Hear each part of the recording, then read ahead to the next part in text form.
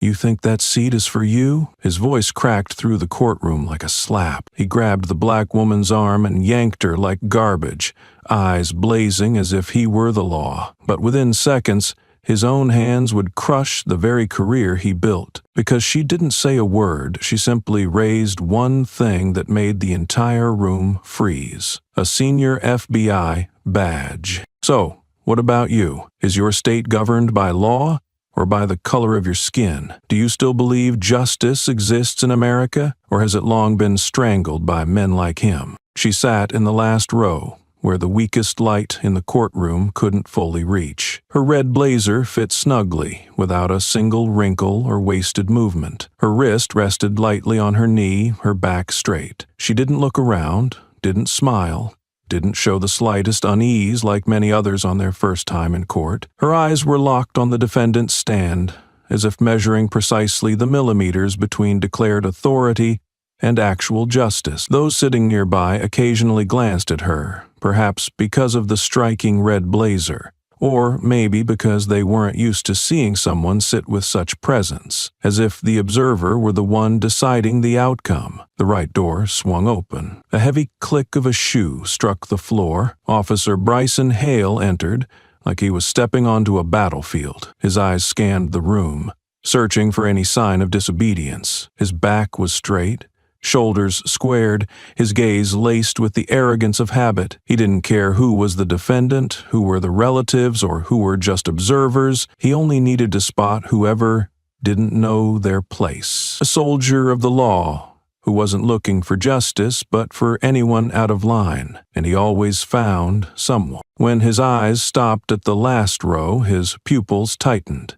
He approached, his boots clacking on the wooden floor, each step a declaration of self-appointed authority. No one spoke, but the silence in the room changed texture. The woman remained still, showing no sign of intimidation. Her eyes didn't shift. She didn't look away, nor did she appear confrontational. She was simply watching, as if recording every move, every gesture, every breath in the room to bring somewhere else, where nothing would be metaphorical anymore. Hale stopped next to her seat, leaned in low, his voice hissing through his teeth. "I didn't see you stand when I walked in." It wasn't a question, but a signal that discipline was about to be enforced. He was used to people reacting, used to automatic remorse, to flustered eyes and stumbling apologies. But this time, he got nothing. The woman tilted her head slightly, barely noticeable, and replied in an even tone, "I saw no reason to stand." No raised voice,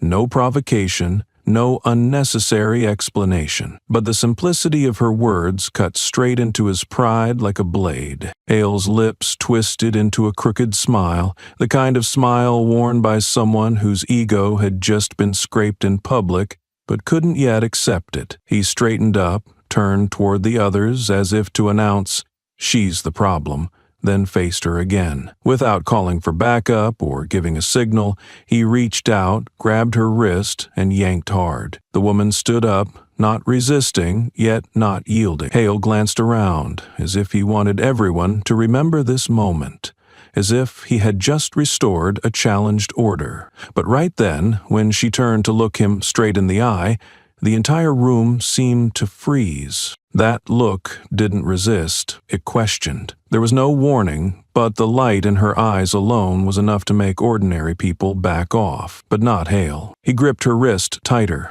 His voice clipped, each word dropping like a weight. "Where's your ID?" It wasn't meant to be answered. It was to intimidate, to show that even the calm ones would tremble if he wanted them to, but she didn't react the way he expected. And that, more than any words, lit the match for everything that was about to unfold. "This isn't your lunch break. Stand when you're allowed to." His voice rang through the courtroom like a pre-recorded order, familiar and laced with insult. He didn't shout, but the sharp edge at the end of his sentence made those nearby flinch. It was a kind of power that needed no approval, because it had been used too often to need permission. He spoke as if it were sacred protocol, and anyone who didn't comply deserved to be humiliated. She remained seated, unmoved. It wasn't defiance, And it wasn't because she hadn't heard him. It was simply that his words didn't carry enough weight for her to respond. Instead of speaking, she tilted her head slightly, a movement so small that one might think she had a stiff neck. But in that motion, a sliver of light slid across the bridge of her nose and shattered into a sharp gleam in her pupil. It didn't glare, didn't pierce, but it made everyone watching instinctively hold their breath. In a room where everything followed the repetitive rhythm of accusation, argument, and verdict, her calm, cold stillness stood out like it didn't belong. Hale leaned forward. He mistook the silence for arrogance, a kind of quiet contempt. He was used to compliance, to eyes dropping to the floor the moment he walked into a room. But not this one. This gaze held no contempt, and certainly no submission. It seemed to read him, his every movement, every tick, every flash of anger poorly hidden beneath a veil of pride. He had no idea what label to assign to the woman sitting across from him. She sat like an undefined space, something he couldn't quite categorize, and for that very reason he felt threatened. He lowered his voice, but the tone grew colder. I'll say this again. This is a courtroom, not a gallery for idle observers. Stand up. He pronounced each word like a deliberate jab. This was no longer about protocol. It was a warning strike. The room began to shift. A few people subtly turned away, some ducked into their papers as if they had suddenly become urgent. Everyone could sense the imbalance creeping into the air. Something was off. Something was about to break from the expected order. But no one quite knew how or why to step in. The woman raised her eyes again, this time not toward the bench but directly at the man standing before her. Her expression held no disdain, no anger, and no visible concern. It was simply calm, so calm it unsettled those watching. She spoke for the first time since entering the room. "I heard you," she said, her tone steady as a breath, "and I know exactly where I'm sitting." No one interrupted. Her words left no room for dispute. They did not deny the authority of the court, but neither did they grant anyone the power to define someone else's place in it. Hale clenched his jaw. He was not used to being talked back to, especially not in a place he considered his domain. To him, any act of defiance required punishment, or at the very least, ridicule. But this time, he wasn't even sure who he was dealing with. She didn't retreat, didn't attack, didn't offer excuses. Her composure made him feel as though he were the one on trial without having realized when it began, and that was what truly unnerved him. Because in this room, he had never imagined there would come a day when he lost control, when he was no longer the center of attention, outshone not by argument, not by status, but by someone who simply stayed where she chose to be. Hale didn't wait for another word. He walked straight over and grabbed the woman's arm with such force that a few people in the middle rows flinched and turned around. The pressure in his grip wasn't just a reflex of his profession, it was anger, built up from her earlier gaze, from her upright posture, from eyes that had once made him feel dismissed. She was yanked to her feet abruptly, as if torn from her seat without a chance to choose otherwise. This wasn't some back alley or a midnight checkpoint. It was a courtroom in broad daylight, surrounded by officials, court clerks, defendants, lawyers, and the public. Yet Hale's actions mirrored an extrajudicial interrogation, one where he played both prosecutor and judge. "Who the hell do you think you are, sitting there like that chair belongs to you?" The question came from deep in his throat, laced with venomous contempt. It wasn't because she had broken any rule, it was because she existed in a way that didn't fit his mold. His voice, without a mic, still reached every corner of the room. Anyone previously lost in their paperwork was now forced to look up. The judge had not yet stepped out. A strange lull of a minute stretched between hearings, just enough for nameless authority to speak unchecked. He spoke as if she had stolen a seat meant for someone more deserving, as if merely sitting in a public space without presenting her credentials was a crime. She held her balance with one planted foot, not staggering, though pulled out of her composure. Her red blazer was slightly ruffled from the jerk, her other hand resting gently over her stomach, neither blocking nor clenched.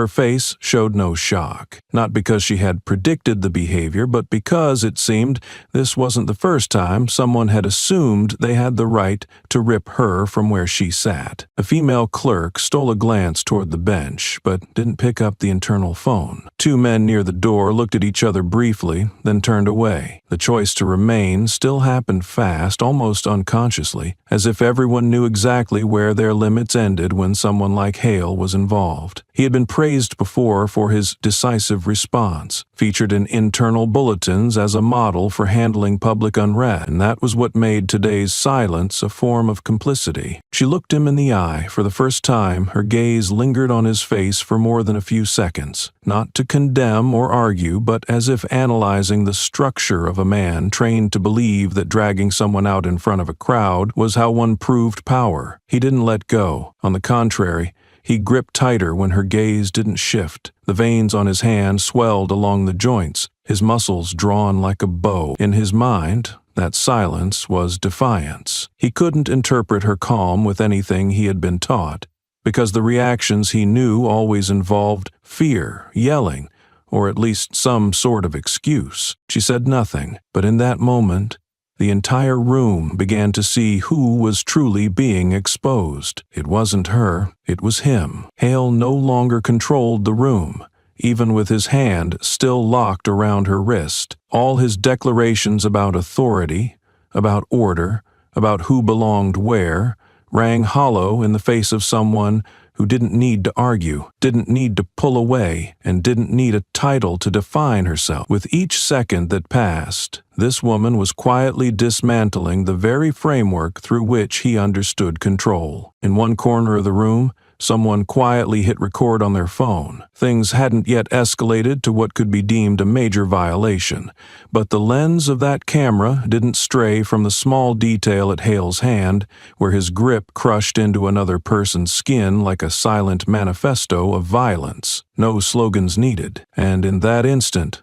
before the court had even begun, something was already on the verge of ending. The side door creaked open. A figure entered, bringing with him the familiar click of security shoes against the tiled floor. The second officer, Vic, younger than Hale, was slimmer but no less sharp in his gaze. He scanned the room quickly and immediately noticed something was off at the front. Hale had a woman's wrist locked in a restraining grip, right in the middle of a space meant to be governed by order and decorum. Vic saw everything: the restrained fury in Hale's face, the unmoving stare of the woman in his hold, and the averted eyes of the surrounding crowd. But he didn't step forward, didn't signal to stop, didn't ask why. Vic didn't need an explanation. The situation wasn't new, except this time it was inside a courtroom, and this time it involved a woman in a red blazer. In Vic's mind, anyone who made Hale react that way was automatically a problem. He stood quietly by the door, hands clasped behind his back, not out of fear, but because he had grown used to being a bystander. That role allowed him to exist within the system without being dragged too deeply. But the moment he chose silence became proof of something else. Sometimes, neutrality is built on a systemized cowardice. The woman didn't glance at Vic. She knew another uniformed man had entered, but his presence didn't faze her. Her right hand remained restrained, while her left rose slowly, sliding along the edge of her coat and stopping at the inner seam. The motion was gentle, as if she were reaching for something familiar tucked inside a winter coat. A black leather wallet lay there. She pulled it out and opened it once.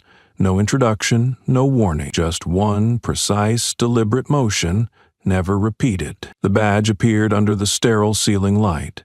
The sharp emblem of the FBI, Division of Internal Oversight, sat cleanly beside her photo ID. The steel-toned trim glinted faintly, needing no further confirmation. No sound was heard, yet everyone in the room felt the thud of something heavy landing on the floor at that moment. Hale's hand still clutched her wrist, but his body went rigid. His eyes dropped in a split-second stutter, like a man who'd just punched what he thought was drywall, only to find out it was reinforced steel. Vic took one more step forward, chest slightly rising, eyes darting from the badge to Hale's face and settling on the hand gripping her wrist. The air thickened with each second, stretched taut by an invisible wire. One more misstep would snap everything beyond repair. But the woman did nothing else. She didn't say, "Do you know who I are?" Didn't declare authority, didn't ask for an apology.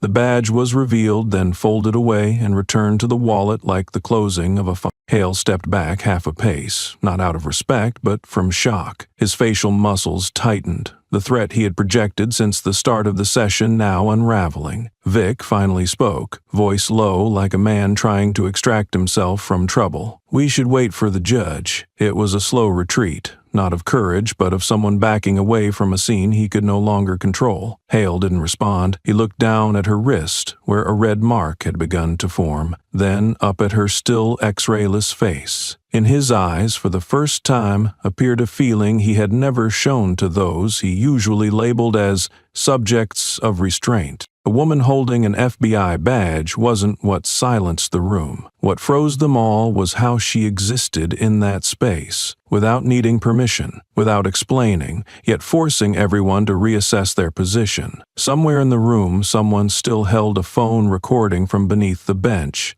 Steady, unshaken, because they knew some moments, if missed, could never be reclaimed. Not because they were rare, but because they exposed just how easily a system could crumble under the weight of one unflinching stare. The moment the woman opened her wallet and the badge caught the light, the entire room seemed to freeze, not because anyone ordered it, but because the power embedded in that small object had just crushed the familiar sense of authority each person there believed they held. The silence wasn't born of fear, but of recognition. No one needed to verify whether the badge was real, but the man gripping her wrist couldn't let go of that truth. Hale released her hand immediately, the motion uncontrolled, as if he had touched something scalding or more dangerous than a live wire. Yet just as his fingertips left her skin, he shouted, a misfired reflex of panic and defense, "This is fake. Verify it now."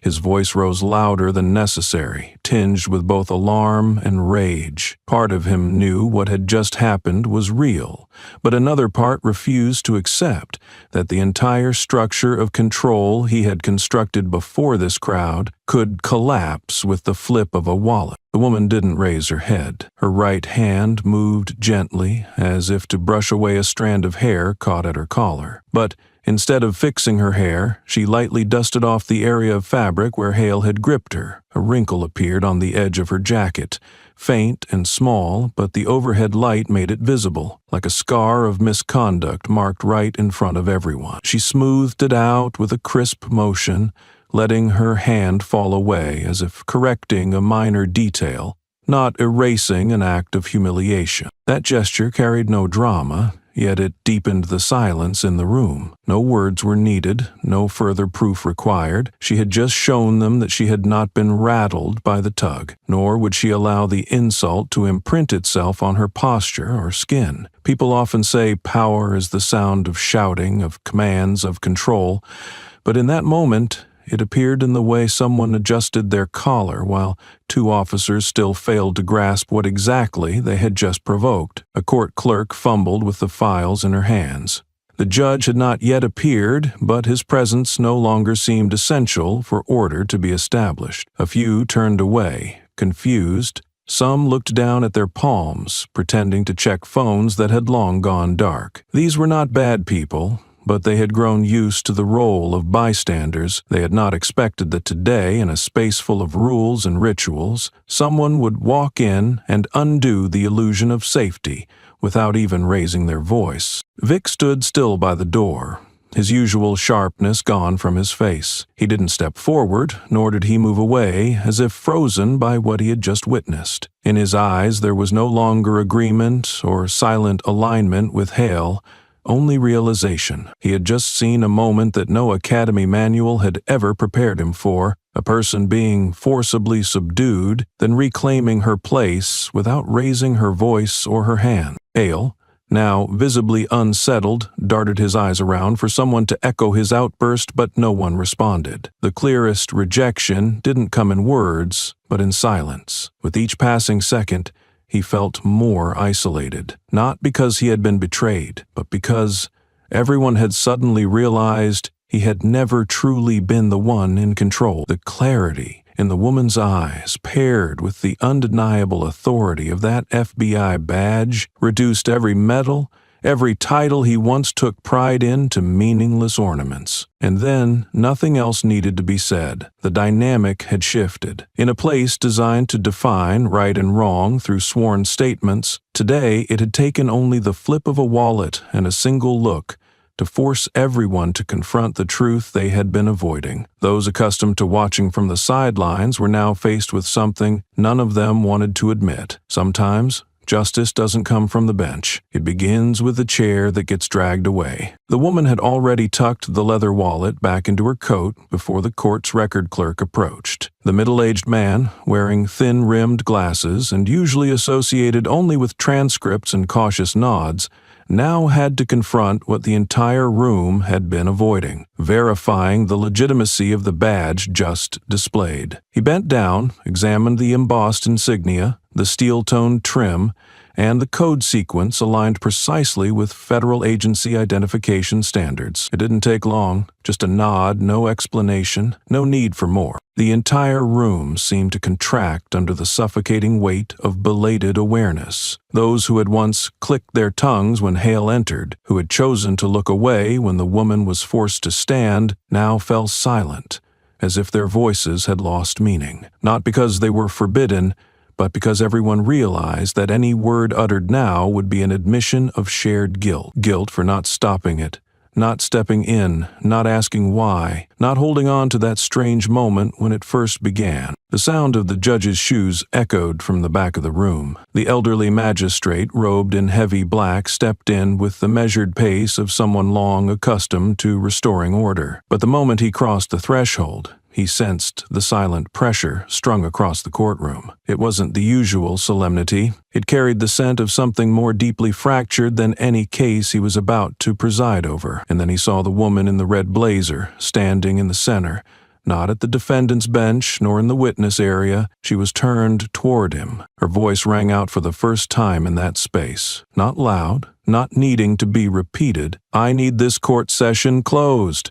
There is a serious internal violation." The sentence carried no command, yet the tone allowed no one to treat it as a suggestion. The judge paused mid-step, no longer advancing, his eyes narrowing slightly at the phrase, internal violation. He knew what it meant, and he knew that for such a phrase to be spoken aloud in an open court, the speaker must possess authority above the entire standard hierarchy. The silence stretched one beat longer before he turned to the record clerk. Their eyes met in unspoken confirmation. That earlier nod was not only for the badge, it was a signal to the entire system that this woman stood in the right place, at the right time, with the right jurisdiction. From that moment on, roles within the courtroom began to reverse. The one who had been seated below now had the power to end the trial. The one who entered projecting dominance now stood back like a student awaiting reprimand. She didn't step onto the judge's platform. She didn't need to state her name or agency again. What she had said was enough for the judge to understand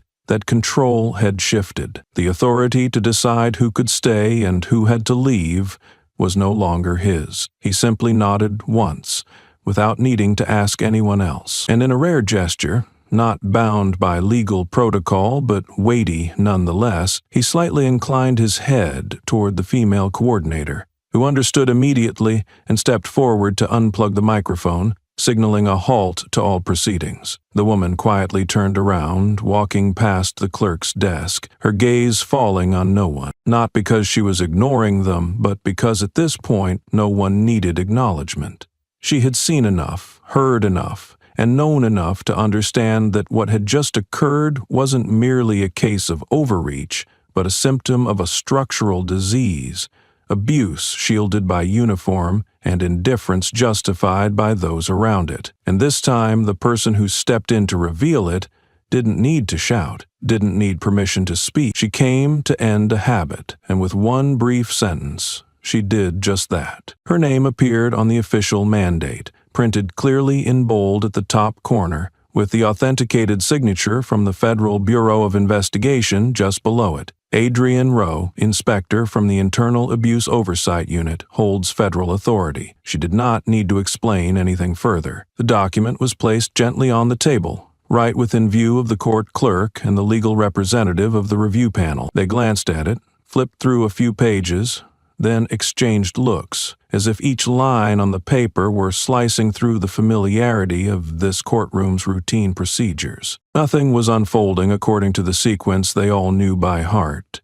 The hearing was not interrupted because the defendant was absent or due to technical failure, but because the person standing in the middle of the courtroom was a legally appointed representative sent to investigate the very institution holding the trial. Adrienne did not state that as a warning. She handed over the document calmly, almost coldly, as if everything was proceeding according to a timeline she had laid out long before. Her hands carried no emotion, only precise preparations designed to leave no room for objection. Immediately after, she requested a full shutdown of the courtroom's automated recording equipment. It was an uncommon request, but legitimate under an emergency internal audit order. Two court technicians, though visibly hesitant, did not delay. They powered off the cameras and transferred all footage recorded before shutdown onto a secured portable device, then handed it to her under official sealing protocol. Every step was supervised by the judge himself, who relinquished control of the public hearing with nothing more than a nod. The tension in the courtroom did not come from the accused, but from those operating the system itself. They knew that an emergency audit was the last thing anyone wanted to witness in their workplace. It did not merely imply oversight, it cast doubt on the safety, transparency, and integrity of every procedure they had carried out until now. And the person raising that doubt was not an outsider, nor someone with a press badge or camera. She came as a representative from within, someone the system had once claimed was beyond error. Adrienne did not raise her badge a second time. She did not repeat her title or name. She asked only one question in an even and resolute voice. Who approved coercive measures inside court premises during the past 12 months? No one responded right away, not because they didn't know, but because no one had ever considered that the question would be asked. Everything that had taken place until now had been understood as an internal reflex. Anyone behaving unusually, anyone uncooperative, anyone deemed unfit could be removed. She placed a second copy of the order on the table, addressed to the Interagency Human Resources representative. That version requested a list of all coercive actions executed during public trials, from documented incidents to those never officially recorded. Some staff began to shift uncomfortably. One person glanced at their phone, not to check the time, but to confirm whether the hallway security cameras were still active. No one said it out loud, but everyone knew. If that list were fully examined, many names thought buried in old case files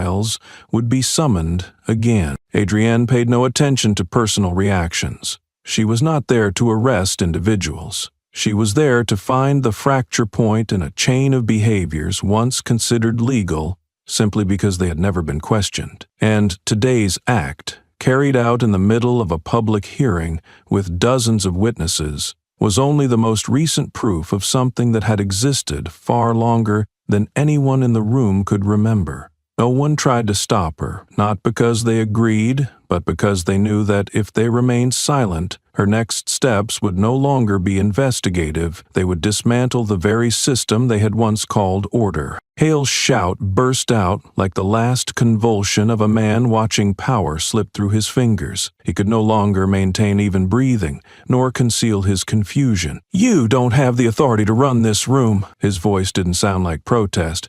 It was more the desperate self-defense of someone being pushed out of his familiar place. But that sentence never had the chance to echo off the courtroom's stone walls before another voice answered. The federal officer's voice cut in, not loud but clear enough to silence the entire room instantly. "She's operating under Code 7C. Just one brief sentence, needing no further explanation. Those in the profession understood what that code implied. It did not merely represent an internal investigation. It granted the agent authority equivalent to a regional command within the scope of misconduct. From that moment on, any obstructive response would no longer be seen as dissent. It would be considered interference with a high-level federal operation." Hale was speechless. His eyes still held defiance, but his foot slid half a step back, as if his body understood what was happening before his mind was willing to admit it. Around him, no one spoke. The silent support he had once relied on was now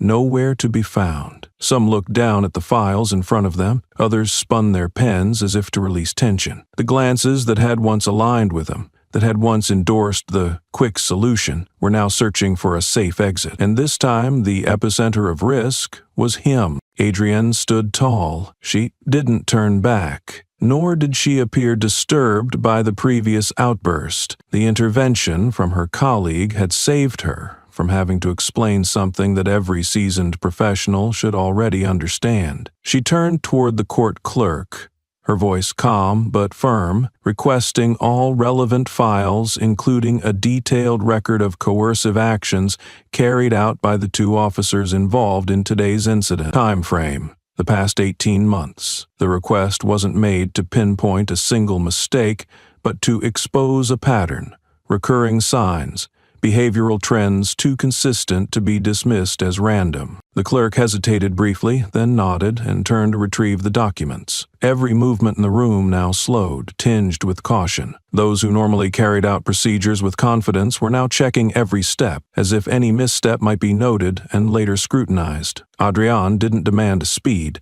she demanded accuracy. She knew that haste was a favored tool of those who abused authority, used to justify procedural shortcuts, and its opposite, deliberate precision, was how one separates professional reflex from its underlying truth. She didn't watch the clerk. Instead, her eyes scanned the room, the desks, the walkways, the defendant's bench, the cameras, the judge's platform, and the public seating. To her, each space was a potential scene where improper coercion had once occurred. She wasn't looking for individuals. She was looking for the habit, a habit built over hundreds of unchecked moments when no one asked why, when no one questioned the process. The file was brought out and placed before her, pages stacked thick with overlapping red stamps from old reports, blurred to the point where it was hard to tell what was a unique event and what was merely a recycled pattern. She flipped through every page, skipping nothing. Some reports were barely a paragraph long, citing forced compliance with vague phrases like uncooperative, disruptive behavior, or failure to follow officer instructions. No videos attached, no named witnesses, just repetitive, one-sided descriptions in identical language. She marked each case coinciding with Hale and Vic's shifts. With every mark, another wave of silence settled over the room. Those present began to feel the weight, not of paper, but of responsibilities dropped across too many hands. Adrienne didn't need explanations. Every line in the file posed a question that didn't need an answer. If everything had been legitimate, why did everyone look away the moment she asked to reopen each case? The courtroom door closed behind them, sealing off the clamor of scattered files with the cold silence of a white stone hallway. The yellow lights overhead weren't warm enough to erase the tension etched across the young man's face as he stood opposite Adrienne. He wore a gray suit, his tie off-center by a few inches as if he had tugged at it during a long meeting, but what made him uneasy wasn't his attire. His eyes dropped slightly, then quickly met hers again, as if he had prepared a confession, but wasn't sure he had the right to be forgiven. "I saw it happen," he said, his voice barely louder than the hum of the air conditioner in the distance. "And I turned away." The words fell from his mouth like a stone sliding off a cliff, irretrievable, unquestionable. He didn't need to explain what it was or who had been dragged out or during which trial or for what reason. Adrienne didn't ask. She stood still, hands behind her back, her gaze fixed straight ahead as though listening to an internal affairs briefing rather than a personal confession. "I didn't come here for people to bow their heads," she replied, her tone steady, free of visible emotion. "I came so that some would no longer dare to raise theirs." The response carried no reproach, no intention to crush, but it left no room for self-justification. The young prosecutor didn't turn away. He stayed put, letting the weight of her words sink into the very place where he had once allowed himself to step back, from fear, from habit, from believing silence was safer than speaking up. Between them, no one mentioned Hale or Vic. The names of those just held accountable in the courtroom didn't need repeating. On a deeper level, they were no longer discussing individuals. What he had seen, what she had come to expose, wasn't the failure of a person. It was a habit that had outlived too many reform pledges. Adrienne didn't need anyone to take her side. She wasn't there to build alliances. She was there to do what most had long hoped someone else would do. She turned and took a few steps forward, her eyes glancing through the glass panel that opened onto the outer corridor. The first rain of the season tapped gently against the surface, leaving streaks like smudged ink across a half-erased news bulletin. He followed silently, saying nothing, but pulled into the same rhythm as what he had just admitted. Adrienne stopped at the end of the hall, where a small notice board displayed the day's court schedule. She pointed to a hearing from the previous week and asked, "Do you know why the woman in that session was removed?" He looked. His eyes flinched slightly. "I don't know," he admitted. "I was told she was disruptive, but the record didn't specify." Adrienne didn't respond right away.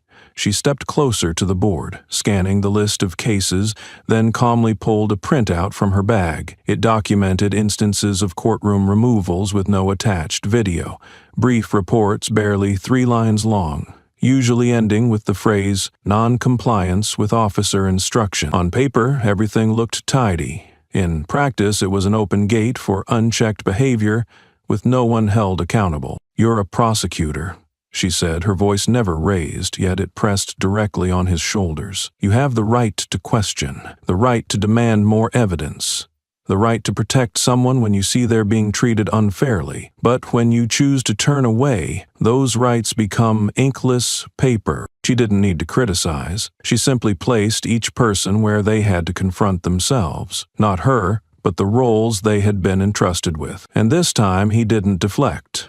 He didn't claim a lack of seniority, didn't say he lacked authority. He didn't blame procedure, leadership, or the long-abused laws. He nodded once and said, "If you're still here next week, I'd like to transfer the file from that day over to you for review." Adrienne nodded in return, then turned and walked away. In that hallway, blurred by rain outside the glass panels, she walked with her usual stride, straight, steady, without waiting for anyone to follow. Because sometimes, the only thing she needed to shift the system was one person brave enough to stop looking away. The system alert sounded twice across internal devices. A formal suspension notice for Officer Bryson Hale and Assistant Officer Miles Vick was issued by the Federal Personnel Oversight Division, effective immediately. The phrasing was concise, with no hedging, no pending confirmation, and this was not an internal recommendation, but a temporary ruling from a senior investigative body. The names appeared alongside personnel IDs, current positions, and the clearly stated reason: involvement in coercive behavior with signs of authority abuse within the district courtroom. The phrase, "temporary suspension," though familiar, carried a different weight here. It confirmed that what had just unfolded could no longer be normalized. Hale remained still. His gaze drifted into space, as if hoping the notification was a technical error. Vic, though he had taken no direct action, made no move either. His silence had already been fully documented. In this system, those who chose inaction sometimes left a mark even deeper than the ones who acted. On the screen, a small lock icon appeared beside both personnel records, indicating temporary access suspension. Adrian did not leave the secure briefing room. She sat alone, in front of a large screen linked to the internal database of the Federal Judicial Security Monitoring System. A blue-gray interface displayed countless links, each representing a coercive incident reported in the courthouse over the past 3 years. Under the pale ceiling light, she began retrieving each case, checking the timestamp, location, officer in charge, report content, and verification status. There was so much data that the system lagged a few seconds between commands. She remained patient. No one stood behind her urging speed. She wasn't looking to assign blame to a single name. Her goal wasn't to find a culprit, but to identify how many times the gaps had been exploited without being questioned. On many entries, the justification for coercion boiled down to a few recurring phrases: minor resistance, inappropriate attitude, non-compliance with officer protocol, no videos, no listed witnesses, no additional notes. She opened each video file that still existed. Some clips showed defendants or observers being removed from courtrooms for simply asking about their rights or standing up too quickly. Their gestures were not threatening, yet were labeled disturbance. The officers involved often matched Hale's shifts or were subordinates under his direction. A pattern began to surface. Most of those coerced were women, most were people of color, and the majority of cases had no follow-up complaints. Some records were labeled internally resolved, but when she examined further, the resolutions amounted to little more than a line or two. Verbally warned, insufficient grounds for discipline. This was nothing new to her. Adrian had seen similar reporting structures in other states, but what stood out here was the frequency. A district with an abnormally high rate of coercion had never been formally investigated. She noted 13 cases for reopening and legality review. Each shared at least 2 common traits. The person coerced had no criminal history and had not violated any clear law at the time of intervention. She then requested that the support team issue witness summons for those present during those hearings, provided their contact information remained valid. This was not about stirring up trouble. It was the foundation for determining whether the system truly understood what had been happening beneath the surface of order. The door to the meeting room remained shut. There were no claps, no knocks at the door. No one called her out over news headlines, and no one needed further explanation. At the deepest level of internal review, nothing needed noise to carry weight. All it took was one person sitting long enough before hundreds of lines of seemingly buried data and beginning to read. This time, not to overlook. The data lines moved across the screen like thin slashes on a still lake. Adrian scrolled through each recorded case of forced removal, organized by time, location, and the officer in charge. She didn't have to dig deep. The patterns began to repeat abnormally, as if a familiar hand had replicated the same template over and over. Within 3 years, the number of removals at this courthouse far exceeded the system-wide average, and when filtered by the race of those removed, the picture became clearer. The majority of the victims were people of color. Some incidents had no video recordings. The notes read, "Equipment not operational at time of report. Area camera offline for maintenance," or overwritten due to storage limitations. The recurring nature of these explanations made technical issues too thin a cover to be considered a coincidence. Adrian marked each segment, noting the time, place, personnel present, and any recorded response from the defendant. Discrepancies between official records and courtroom logs began to surface.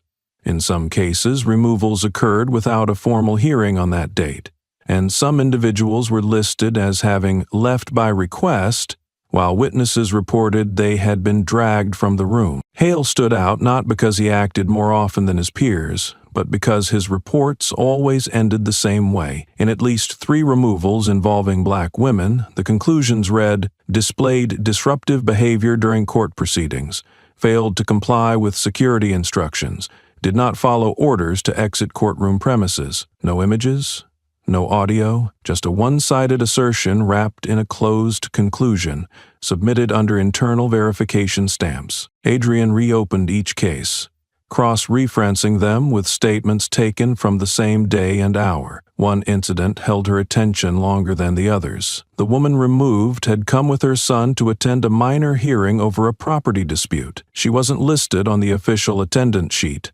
but she also wasn't restricted. The report claimed she stood during proceedings and displayed uncooperative behavior toward security. But in her son's statement, recorded during a separate civil inquiry, she had simply stood up to look for the restroom because no signage was visible. The more she read, the more she saw the familiar structure of administrative language used to mask deviant behavior.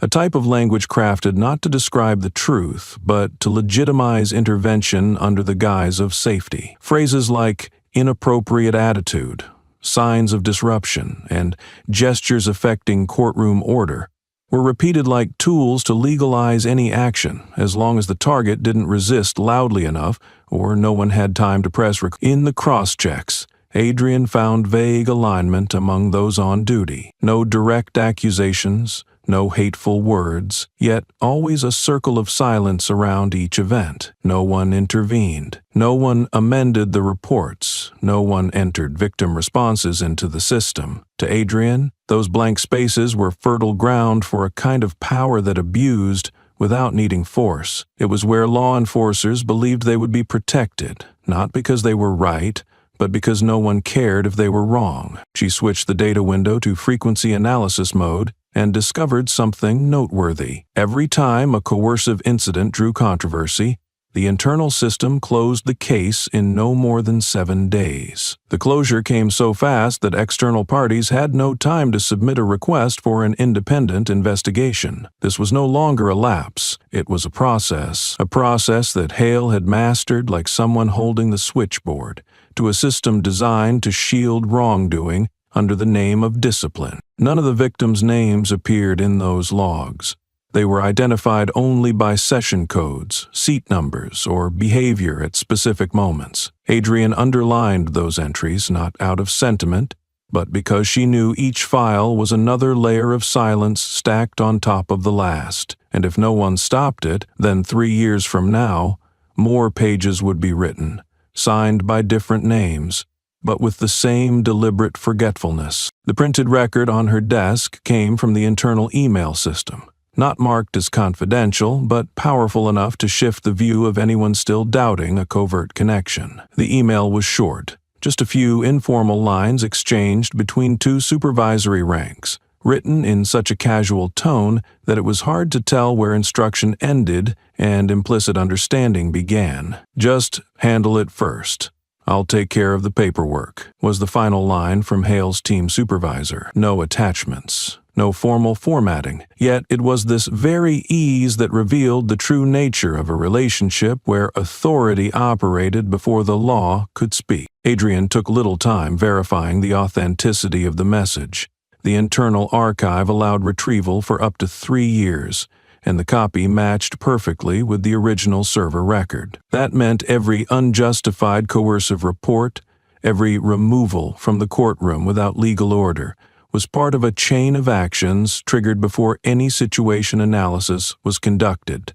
Not personal mistakes, but permitted habits, sustained across layers of silence. She didn't send individual reports to the involved personnel. She didn't hold internal meetings with HR or local legal units. Instead, Adrienne transferred all verified data to the federal-level security system and issued an emergency summons to the Police Conduct Council. This was no longer about a single district or rogue officer. This was a mandatory response when signs of abuse had evolved into an operating procedure rather than isolated incidents. The report included 6 appendices, each a cross-reference table of time, location, personnel, and especially recurring patterns. Victims from minority groups, vague justifications for coercion, lack of footage, and unusually fast case closures. She knew this would trigger a broader investigation, bringing interagency oversight and exposing links many had worked to conceal. But it needed to happen, not to punish individuals, but to force the entire system to answer a question it had avoided for too long. Who allowed abuse of power to become the default route? On the other side of the screen, the council meeting icon changed from gray to orange. Session being scheduled. That meant the request had been approved, and mandatory participants would receive notice within 12 hours. In the federal system, no one may decline a summons if their name appears on a linked investigation list. Adrienne watched the blinking icon as if testing how many years of shadow operation could be undone by one timely decision. Hale's file wasn't just a record of one violator. It represented a class of officers long considered order enforcers, whose every coercive act was interpreted as a professional reflex rather than subject to scrutiny. Adrienne wasn't targeting individuals like him as scapegoats. Her concern was the part of the system that enabled,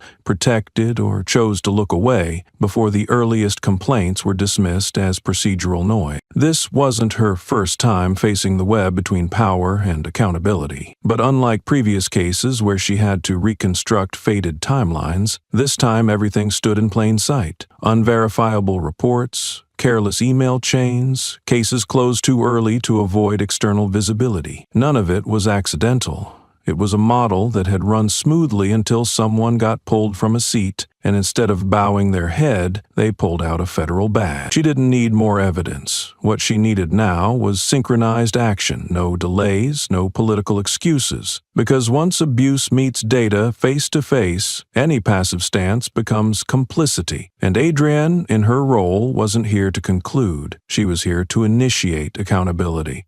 From those who allowed it, from those close to power, and from those who stayed silent simply because they thought it didn't concern them. The handwriting on the paper was done in blue ink, slightly slanted and dotted with faint tremors, as if the writer had weighed every word long before touching the pen.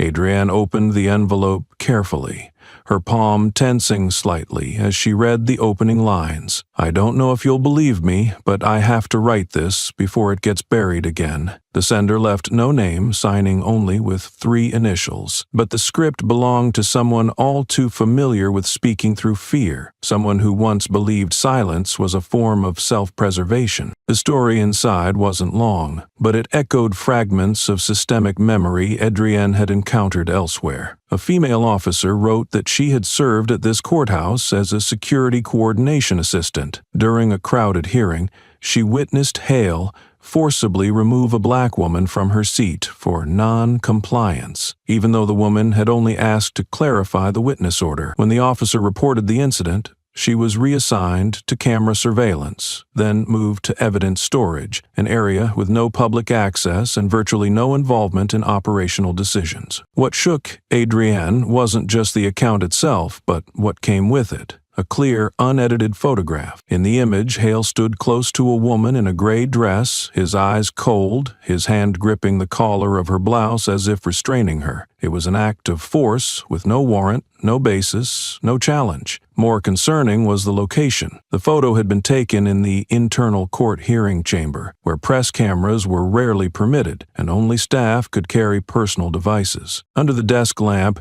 Adrienne studied the photo closely and noticed a detail nearly missed: a small silver badge on the lapel of the woman Hale was restraining. It bore the insignia of a federal civil rights oversight unit, meaning the woman wasn't just a random civilian, but potentially a critical link in a chain of victims hidden from official statistics. Adrienne immediately forwarded the photo to the legal department to verify the woman's identity. Simultaneously, she submitted a request to cross-check personnel rosters from 6 years prior, based on the location and timing of the photograph, in hopes of identifying the female officer who had written the letter. She knew that if the witness's identity was confirmed, the files related to that day's proceedings could no longer be quietly shelved as before. This was not merely reopening an old case. It was the first step in dismantling a structure of complicity built on silence and intentional omission. A woman once pushed out of the information chain had now found the courage to send a letter, meaning the undercurrent of resistance had begun to crack the surface. Those previously sidelined by the system had found a way to speak, not through protests or social media, but with the rawest form of evidence: a photo never filed in any official report. Adrian saved a copy of the image, then sealed the handwritten letter inside a secure envelope. In investigations like this, witnesses rarely came forward, but anyone willing to leave even a fragment of truth, even anonymously, was a reminder. The truth always finds a way, and when enough fragments are gathered from those who once chose to leave in silence, even the largest systems must eventually bow to a chain of evidence with no more gaps. She didn't write back. Adrienne simply pinned a small note to the corner of her desk, handwritten. Every person who stands at the right time is part of justice, even if no one knows their name. And under the dim light of her office, the old photograph remained, an unerasable reminder that power had once gone astray and now owed the truth an answer. Beneath the courthouse, in the rarely visited archives restricted to high-level clearance, Adrienne moved past rows of case file cabinets, her fingers brushing across labels sealed by year. She ran a scan on all case numbers and hearings involving Officer Hale from roughly 6 years ago, but the search returned only fragmented results, with no codes matching the image, no descriptions, no cross-referenced photos, not a single trace indicating that the picture had ever been part of any investigation or internal record. In administrative language, that was called a valid null entry, items discarded before they were even officially acknowledged. Adrienne opened her notebook, noted the missing data indicator, and marked the third round of verification. She knew this kind of clean handling wasn't a mistake, but the result of coordination between those with data control and those too afraid of consequences to leave a trail. Cases buried this carefully were rarely isolated. They were the links between two layers, those who acted directly and those who ensured no one would question it afterward. That very day, a closed-door meeting was convened with a few senior-level security coordinators. Most remained silent throughout. But near the end, as Adrienne prepared to leave, an older woman approached her. She wore the insignia of a federal internal coordination officer, a title typically seen in technical briefings rather than open investigations. She stopped in front of Adrienne, her gaze slow but resolute.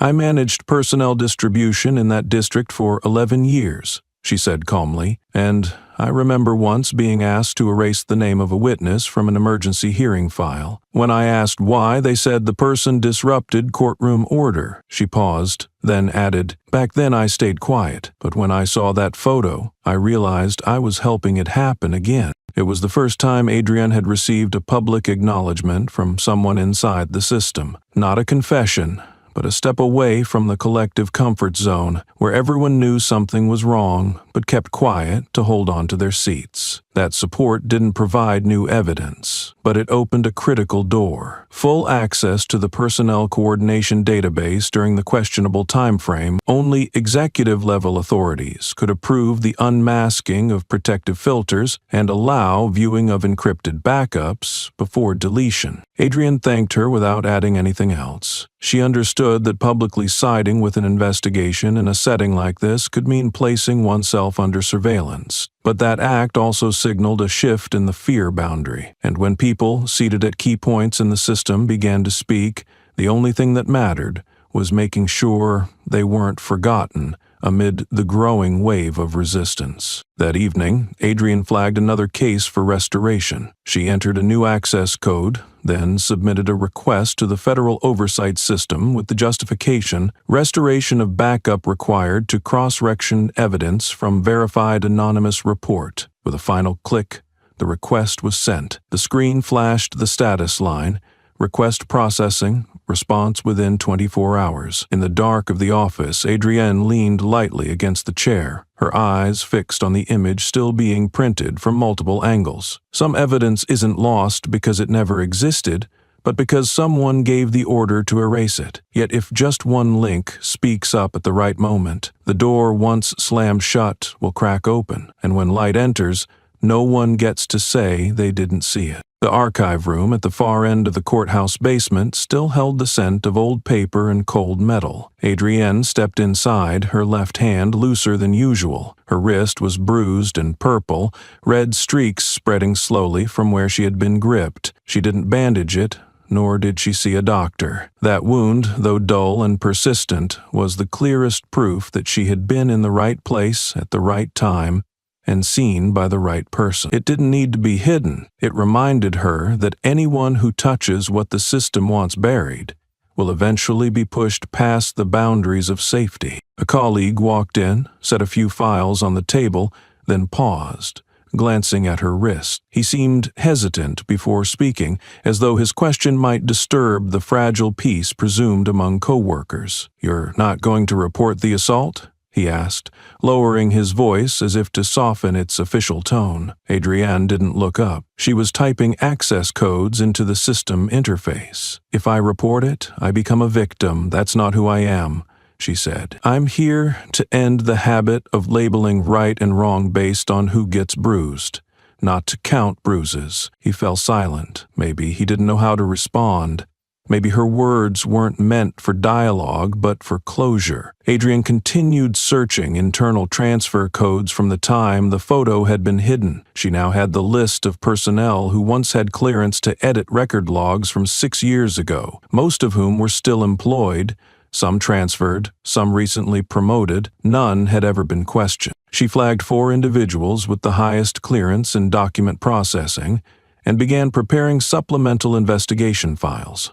Under the current archive system, anything marked as a valid removal could only be restored if its prior existence was proven. But when images and records had been stripped from every backup, the only path to proof was through living witnesses or unindexed trace sources. Just then, an internal message alert pinged on her handheld device. An anonymous link arrived, no subject, no title. Adrienne opened it in temporary secure mode, displayed only as plain text. It contained a leaked chat between 2 former security staff, referencing the photo from the Mitchell hearing being pulled because it wasn't necessary for the report. The name Mitchell matched the woman in the photograph she had just received. Like an invisible thread, the new lead closed the gap of 6 erased years. Adrienne immediately filed the leaked message as evidence, marked it for priority review, and forwarded it to the Independent Investigative Office. From that moment,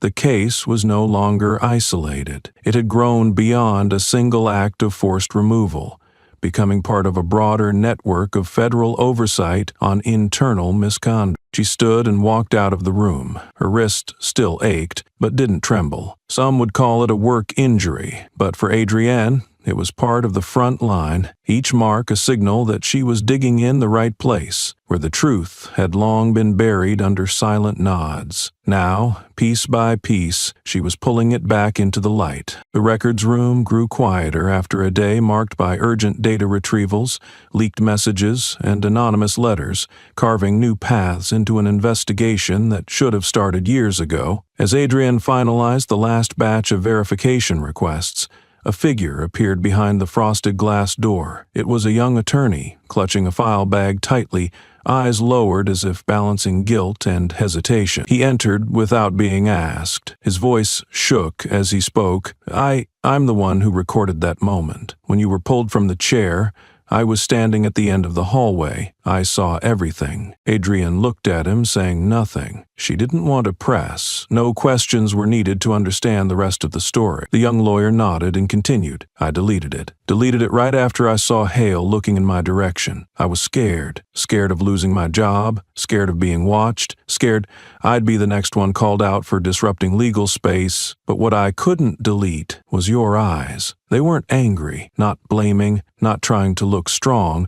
They were just quiet, as if you'd already seen it happen too many times before." Adrienne closed her eyes briefly, then opened them with a calm that seemed to suspend the entire room. "I don't need the clip," she said slowly, each word deliberate, as if redefining the role of the person before her. "I need you to remember what you're supposed to do next time." The statement carried no tone of blame, no hint of advice. It read like a short annotation for a generation of young attorneys, those taught the law but not always bold enough to use it to defend right from wrong. The lawyer bowed his head without another word, but the way he walked out of the room, showed he had understood better than any argument could have explained. Adrian turned back to the screen, typing a command to connect with the auxiliary storage system to trace cases without video records from the past 3 years. When the data window appeared, she noticed a sequence of hearings held on Friday afternoons, the time when many courthouse cameras often registered connection failure errors. Stranger still, all of those cases had one thing in common. The individuals forced out of the courtroom were all black women. No footage, no formal records, and no voices raised. She extracted the information, filtering for the names of security officers assigned to each of those hearings. One name appeared repeatedly: Bryson Hale. From the 1st to the 15th session, always him, always at the right time, in the right place. Adrienne said nothing, simply adding a command line to flag the data for the upcoming federal-level investigative hearing. As the sky outside turned pale gray, signaling the end of the workday, Adrian left the records room, carrying a printed draft of the interim report. The swelling on her wrist had faded slightly, but rest was unnecessary. She knew some things would hurt more than what the eye could see, but each cold, deliberate step she took was no longer that of a lone officer on duty. It was the stride of a system beginning to awaken, powered by the actions of the one person willing to restart it from the inside. Under the dim lights of the investigation office, Adrienne opened a case file marked closed from 6 years ago, a forced removal of a civilian during a courtroom session. The name of the victim is recorded: Alma Trenton, a black woman pulled from her seat in the middle of a trial without explanation, without official request, and the case was closed with a single line: victim withdrew complaint due to personal reason. She was not satisfied with that phrase.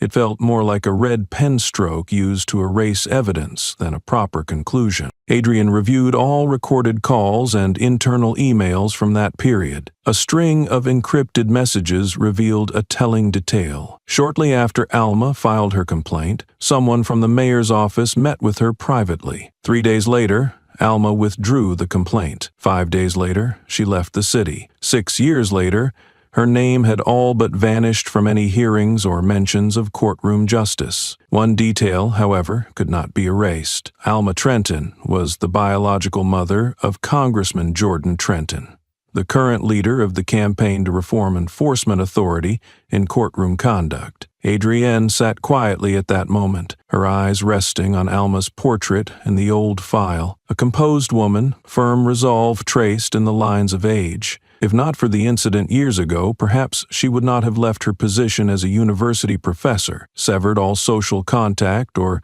lived in seclusion in another state, as the reports described. But the fractures left by silence often last longer than any public sentence. Adrian reprinted the file as a cross-check report, unaltered, unabridged. Every name, every note saying file closed or insufficient evidence was left intact, as testimony to a system that once chose to look away. Among the listed security staff present at that hearing, the name Bryson Hale appeared again. Role: hallway duty, annotated with temporarily entered courtroom under emergency directive. For the second time that day, Adrian opened the folder labeled Victims Who Withdrew Complaints. The list showed 18 cases, including 6 women who had reported similar treatment, but ended with the advice to pursue resolution outside of litigation. Alma Trenton was not the only one silenced, but she was the only one whose son now fought to ensure silence would not become destiny. Adrian picked up the report and typed a short message to the federal clerk. Request verification of connection between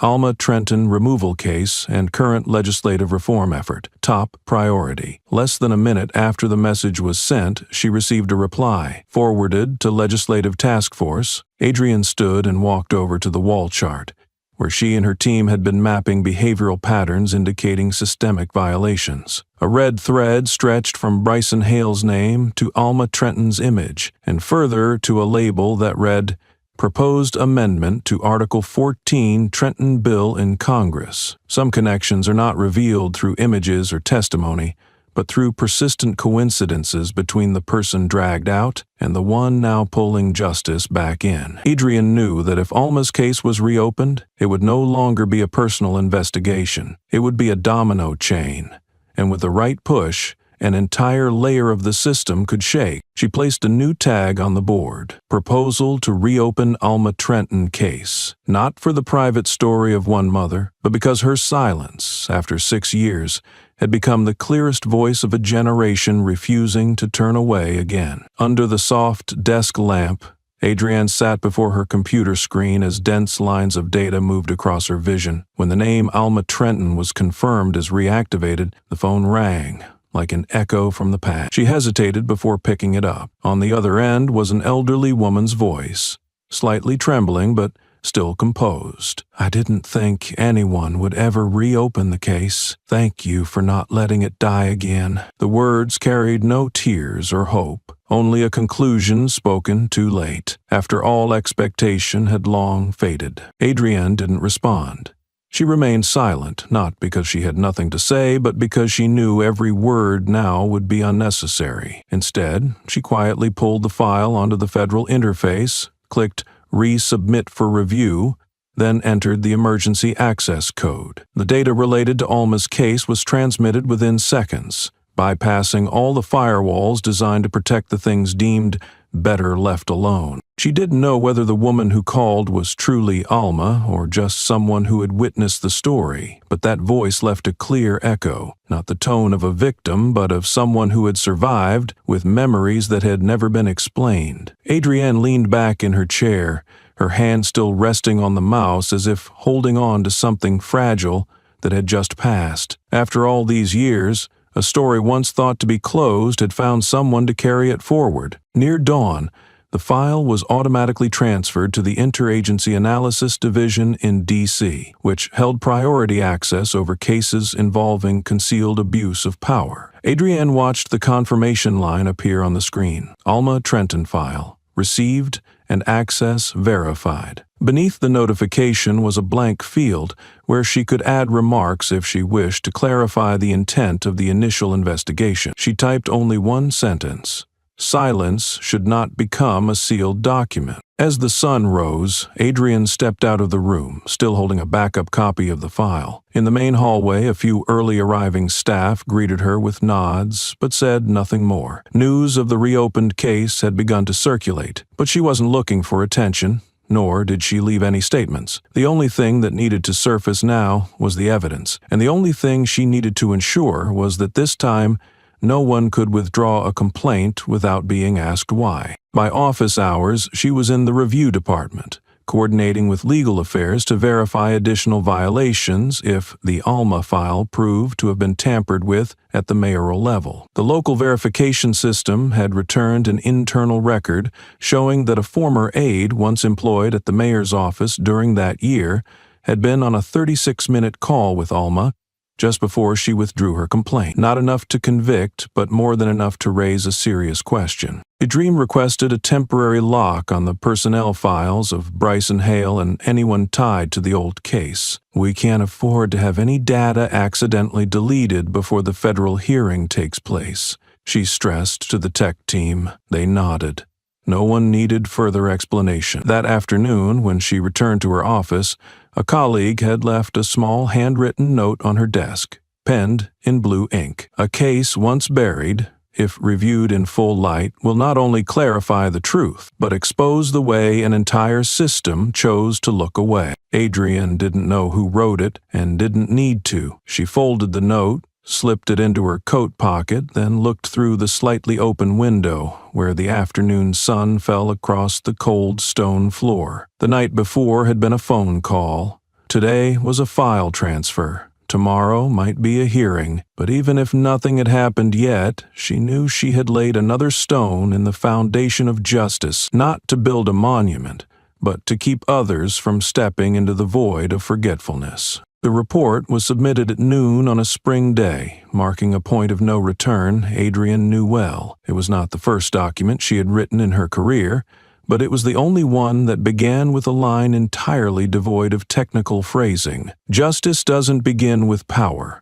It begins with how we respond to the abuse of power." That line was not bolded, not highlighted. but it served as the anchor that kept the remaining 40 pages from falling into bureaucratic rigidity. In the main content, each detail was laid out with the necessary coldness of an investigator, yet handled delicately enough to preserve the human element in every small story. The name Hale appeared 23 times in the report, but the most startling revelation for the Federal Review Board came from someone no one expected to speak up: his colleague Vic. In his statement, Vic wrote, "I used to believe that if I didn't add fuel to the fire, I wouldn't get burned. But once I realized my silence was keeping that fire alive, I could no longer look down." That statement marked a quiet fracture in the entire file. It forced those who had looked away to confront a simple question: who enables wrongdoing, even if they never lay a hand? Adrian flagged that section with a small symbol and noted for the board, "Every abuse of power has two layers: the one who commits it and the one who allows it to happen." From that testimony, the system immediately launched an inquiry into facilitation, complicity, or neglect by direct supervisors across multiple courtroom removal cases. Adrian was authorized to lead a subcommittee focused on patterns of institutional shielding. She chose to keep the investigative team small, just 6 people, all of whom had either spoken out in the past or had been internally reprimanded for not adhering to department culture. The subcommittee's first meeting took place in a side conference room, unnamed and untelevised. No reporters were invited. Adrian placed a file in front of each person and spoke a single sentence: "We don't need a conclusion yet. We need to go far enough that nothing is left behind." In the suffocating atmosphere of a system long upheld by silence, that opening felt like the first crack, not loud, but enough to let light in. At the same time, internal reports began to be re-reviewed.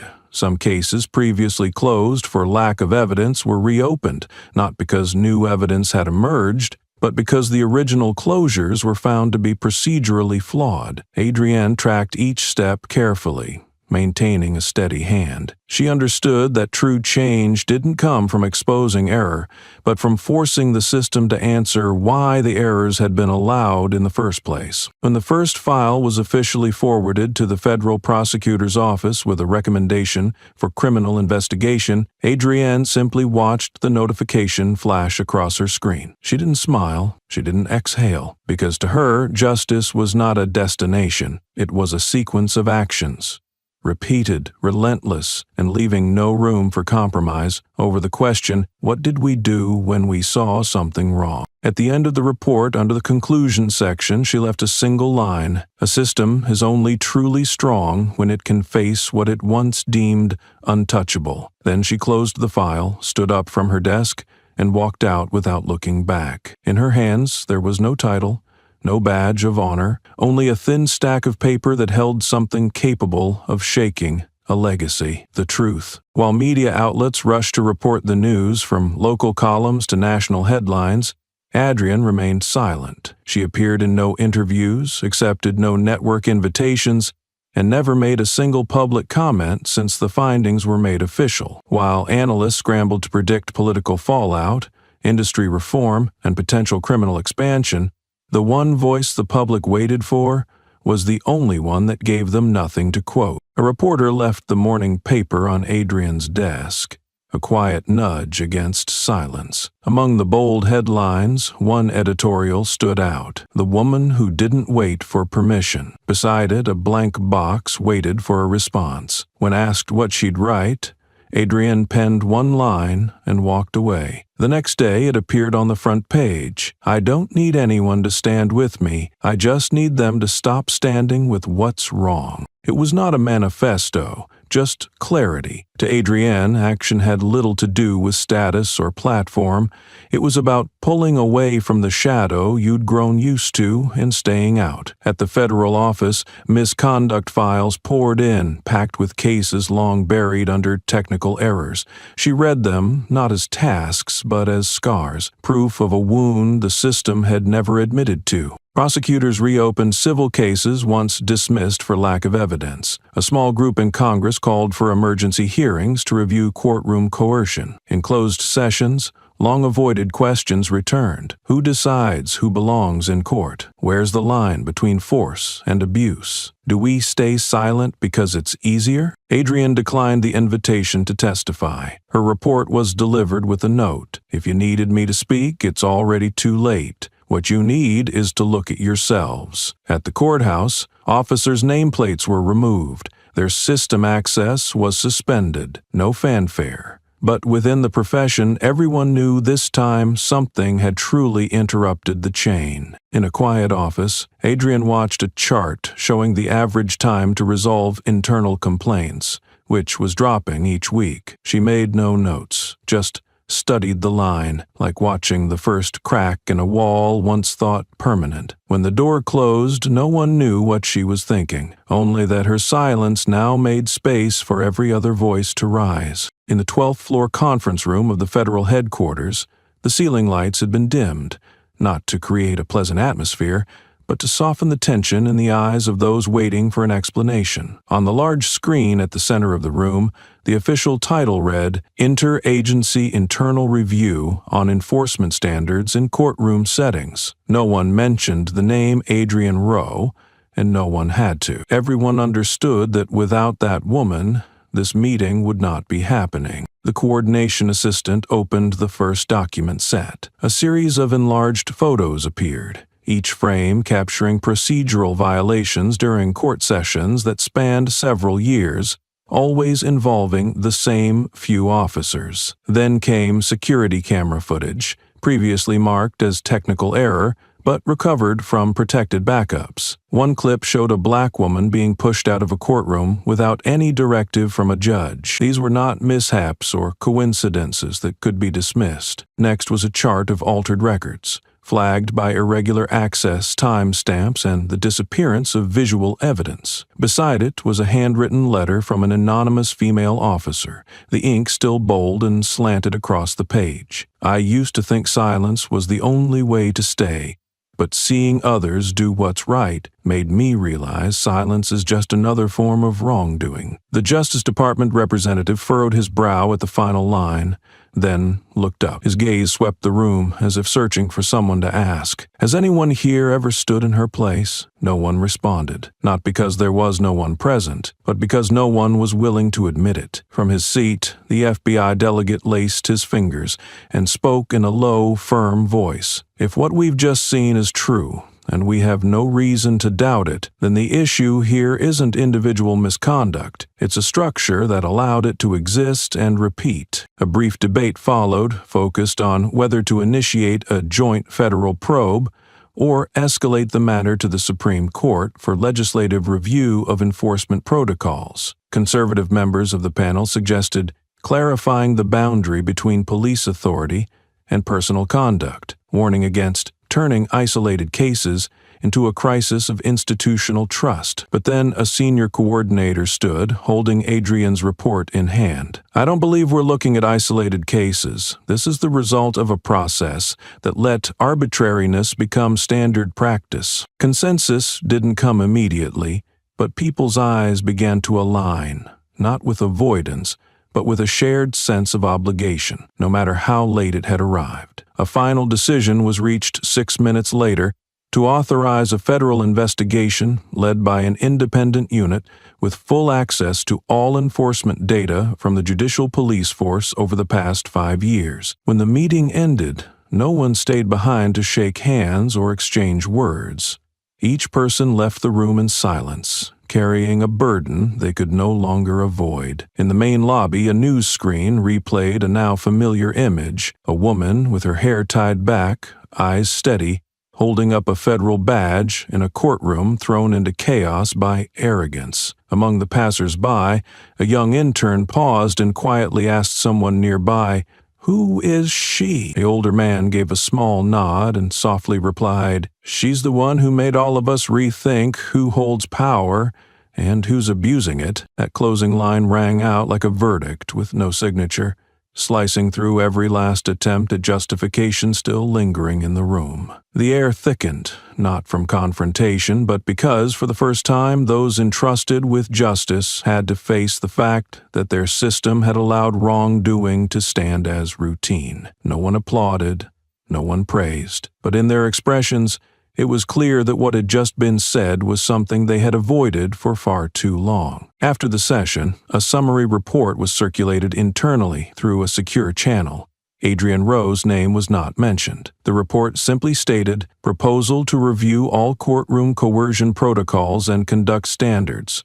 Request to reassess cases, labeled disruption of order, within the past 5 years." To those who understood, those cold lines were a quiet admission that someone had done enough to make the system look at itself. Adrian left the headquarters at dusk. No one accompanied her. In her hand was a thick folder yet to be sent off, evidence from unresolved cases. She paused by the ground floor railing, watching the traffic in the distance. A staff member passed by, hesitated, then asked, "Do you think there will be real change this time?" Adrian tilted her head, thought for a moment, then answered without smiling, "I don't measure by change, I measure by the times the system doesn't look away." That night, the federal system registered minor adjustments. 4 cases, once categorized as internal matters, were reclassified as under additional review. A memo from the Personnel Division reached district police departments. "Please audit all instances of coercive measures within judicial spaces." Not everyone noticed the wording,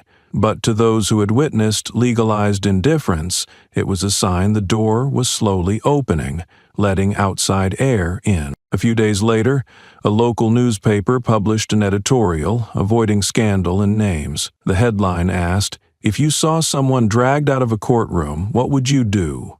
In the comments section, hundreds shared stories of witnessing similar incidents, but not knowing how to react. A teacher wrote, "I'll use this article as teaching material in civics class." A student replied, "Now I understand why silence should never be the first response." Soon after, a small symposium was held at a law school. The moderator opened by playing a clip from an internal report Adrian had compiled. For 2 full minutes, he said nothing. When the footage ended, he posed one question to the audience. "The question isn't why this happened.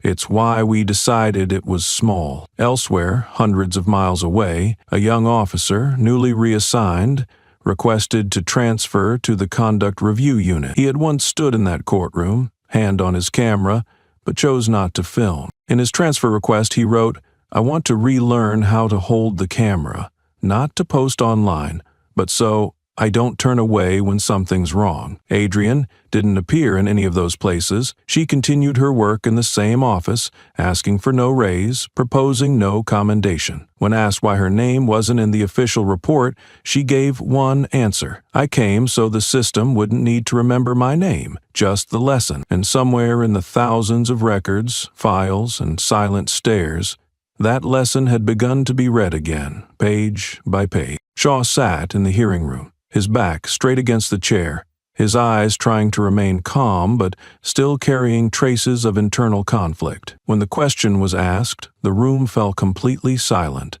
No pen clicks, no shuffling of papers, just the steady, deliberate voice of the coordinator. He didn't blame pressure, didn't cite rank. He simply said what he had always thought, that he saw it, stayed silent, and didn't think it needed to be stopped. The air after that response seemed to freeze. In the eyes of those watching, it wasn't a confession, it was clear evidence of something deeper, that abuse of power no longer startled those inside the system. There were no outbursts, no objections, only sharpened glances noted down the first line of the official record. Witness confirmed coercive conduct occurred with no internal response. A senior member of the panel asked next, "Have you ever heard unofficial directives on handling black women in court?" Shaw nodded, this time without hesitation. "I heard the phrase, 'They lose control easily, so be firm from the start.'" The sentence echoed without being paraphrased, without being softened. And for the first time that day,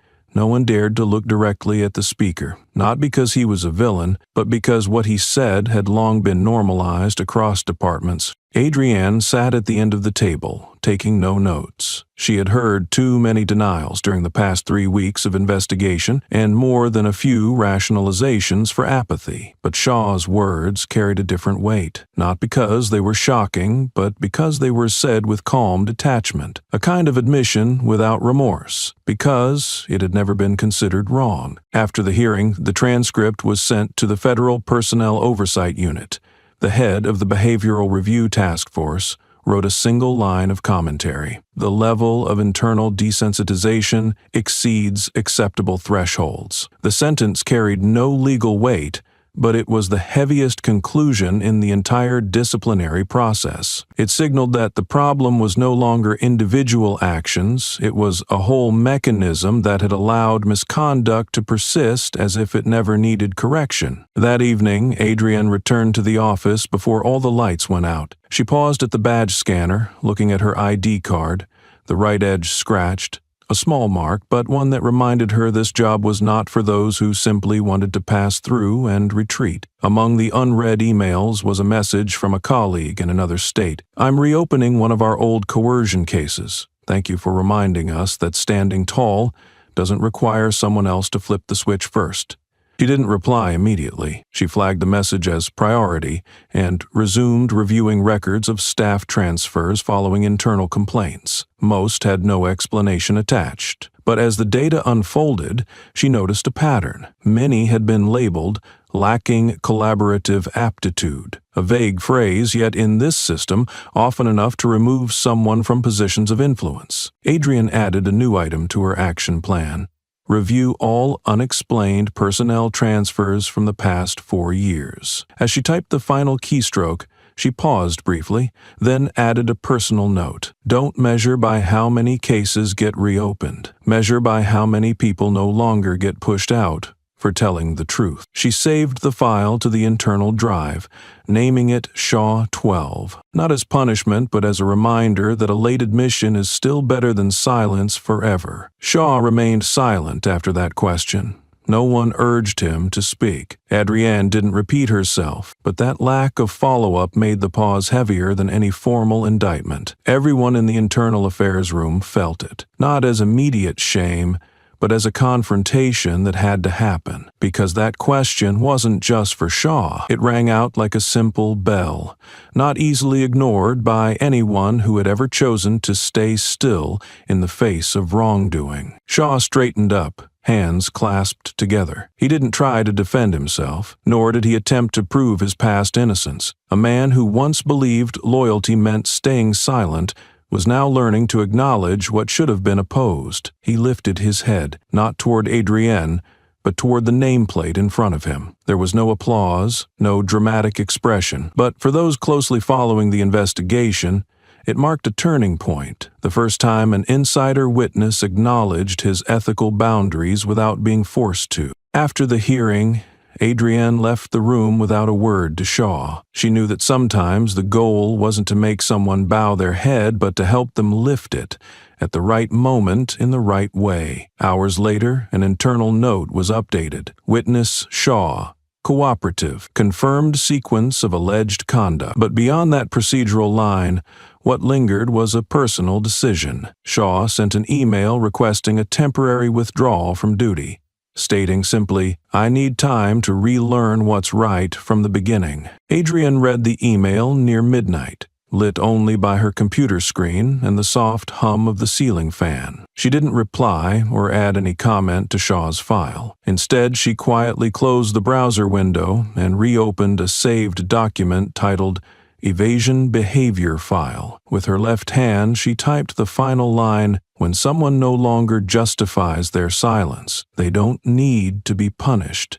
They need to be placed on a new path." She hit save, then powered off the machine, allowing herself a rare moment of rest. The next morning, the Oversight Office processed a request to retrieve all internal ethics training records from Shaw's former unit. Adrian requested an analysis of training programs over the past 8 years, focusing on modules covering bias response and threshold conduct. A colleague asked, "Do you think one training session can change anything?" She replied, "Not to change, but to start asking questions. Because what stops people from speaking up isn't ignorance, it's that no one ever made them ask themselves, is this right?" In another state, a newly assigned officer sent Adrian an anonymous message. "I saw it. I wasn't brave enough to speak, but I saved the footage in a separate system. It came with no signature, no unit name, but Adrienne still flagged it as part of the new report list, not for legal value, but as a signal that a generation was beginning to understand that staying silent is a choice with consequences. That afternoon, while headlines about the investigation spread across the press, Adrienne remained in the conference room. She didn't appear on camera or accept interviews. Instead, she revised the main report, compiling all testimonies into one master document. At the top, she wrote a single line: "Justice doesn't come from forcing heads to bow.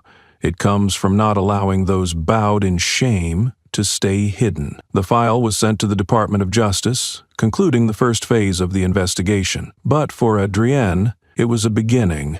A point where those who once stayed silent were given a chance to answer one honest question. If the person dragged away today were someone you loved, what would you do? And if they couldn't answer yet, at least they'd no longer turn away so easily. The hearing room was full when the young female officer walked in, her hair neatly tied back, her face calm, but her eyes heavy with the weight of silence long held. In her hand was a printed photo, once erased from internal records, Hale gripping a black woman by the collar, his face cold and unmasked. That image, once hidden as if it never existed, returned not by subpoena, but by the dignity of someone unwilling to keep compromising. Her voice was steady. "I held this photo 6 years ago. I sent it anonymously, hoping someone else would act.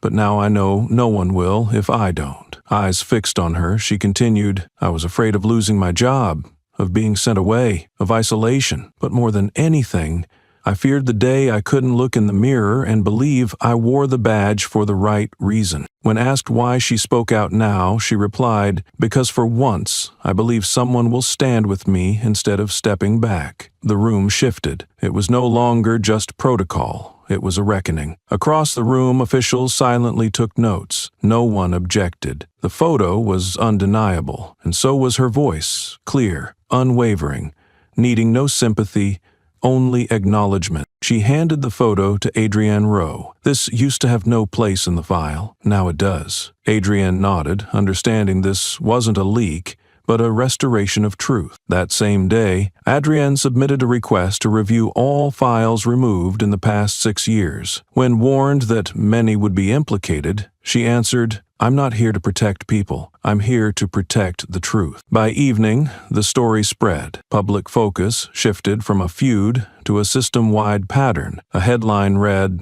"She's not afraid anymore, so why are we?" Adrienne made no public statement.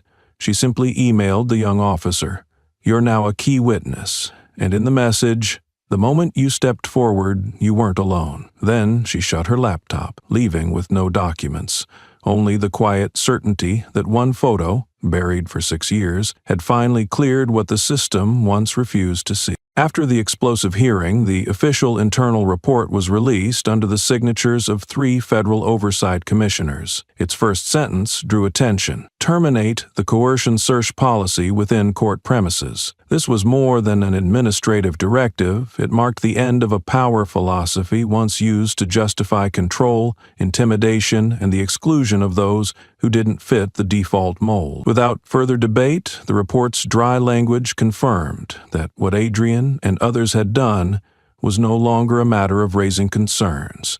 It had become a foundation for reform. At the Internal Conduct Oversight Office, copies of the new procedural order were sent to every local police department involved in the investigation. Below the termination clause was a new guideline: all acts of courtroom coercion must be documented, with an analysis of intervention reasons, and may not occur without judicial approval. Step by step, the quiet mechanisms that legitimized abusive force were being dismantled. No one could claim a professional reflex to justify degrading another. What once occurred in the shadows was now exposed, not to punish individuals, but to show the system how far it had veered off course. Adrienne did not attend the announcement. She stayed at her desk, reviewing the Alma Trenton file. Among the remaining documents were handwritten notes from years ago, marking suspicious interventions by local political figures. She didn't call it an investigation,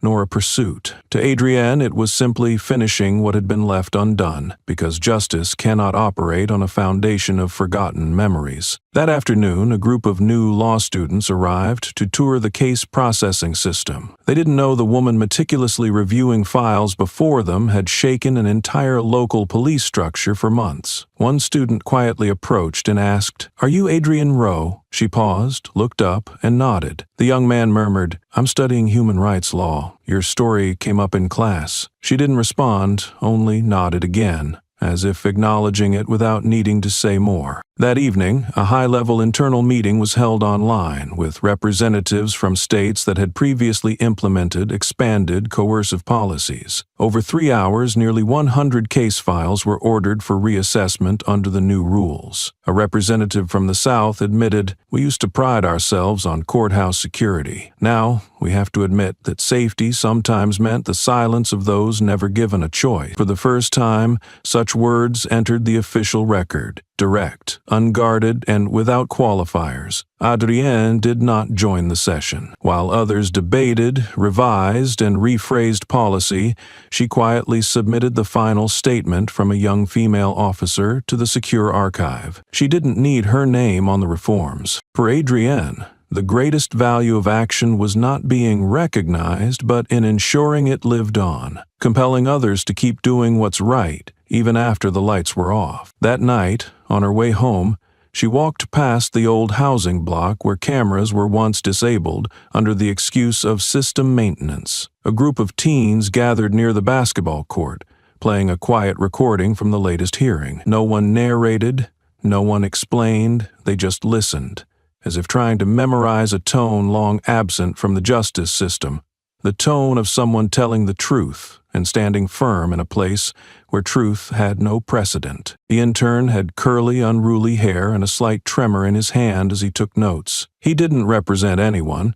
nor did he have special access, but his determined gaze made Adrienne pause just a moment before answering his question. "I want a copy of the clip to understand better, not to share, but to learn what makes someone stand so firm," he said. Adrienne didn't respond immediately. She looked at the internal information board, once plastered with warnings about security and professional responsibility. After a brief silence, she replied simply, "I want that clip shown in law ethics classes, not on social media." That decision wasn't a refusal, it was a clear boundary between education and spectacle. For Adrienne, the clip was not a tool to provoke outrage or gain shares. It was material for awakening, and so it had to be placed where it could inspire questions rather than anger. Weeks later, at a suburban law school, the video was played in an afternoon class in a small room with soft yellow lighting. Students didn't look away from the screen. No one took out their phones to record.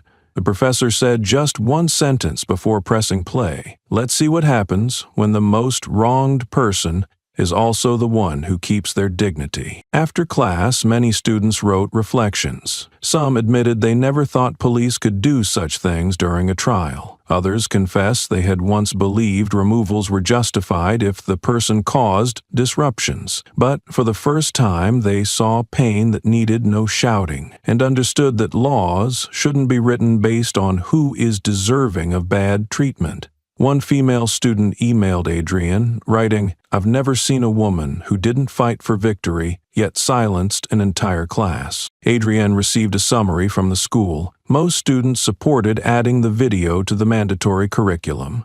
Some proposed follow-up sessions analyzing the psychology behind the abuse of power. Others requested to meet the woman in the clip to ask questions directly. Adrienne only agreed to the first proposal. She declined all invitations for interviews or meetings. "I'm not the subject of this lesson," she told the lead professor. "The situation is what they need to understand." Meanwhile, the investigation expanded to states that had used similar enforcement models. Years of piled-up files began to be reviewed. An internal newsletter featured a small article titled, "One Clip, One Class, and an Irreversible Perspective," written by a senior intern who had requested the original video. It read, "It's not because she spoke out that I changed, but because she stayed silent when everyone else wanted to react. That made me rethink how law should be taught from the ground up." At the federal courthouse where Adrienne worked, some colleagues suggested holding a forum for her to recount the case. She refused. But when invited to speak at a new cadet oath ceremony, she simply walked on stage, looked at the rows below, and said, "When you face something wrong and don't know what to do, don't think about courage. Think about the last time you could sleep peacefully with a decision." After the ceremony, a stranger left a white card on her desk with just 8 words, "Don't turn away, don't turn your back." Adrienne didn't know who sent it. She folded the card and placed it beside the newest file, a removal case at the Western Appellate Court, pending review. She said nothing, but her next steps remained the same: powering up, checking every line of the intervention description, marking what needed further investigation, not for recognition, not for revenge, but because if there was one thing to clarify, it was that justice never begins with a punch, it begins with a pause. The topic for that day's class was unremarkable.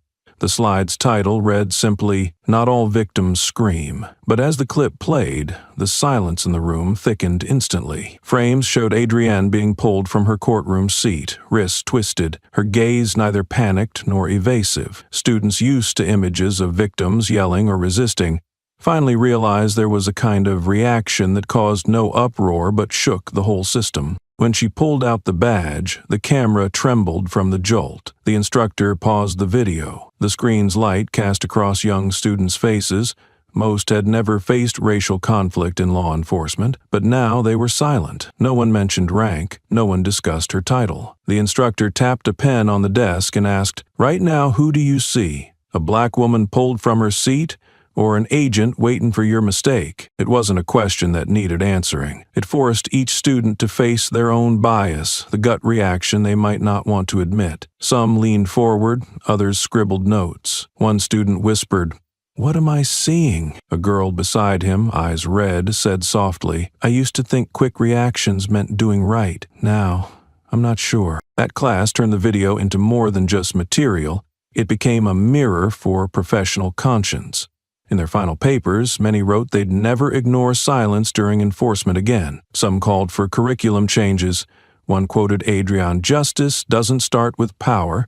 It starts with how we respond to the abuse of power." The dean called Adrienne that weekend, not for praise or press, just to say, "You didn't teach the class, but you gave them their first real lesson." She wrote it down in her journal, not for recognition, but to reflect. On the first page was a note. To change the system, start with those still learning how to join it. Adrienne's name isn't on the courthouse honor board, but the clip is now used in training with the prompt.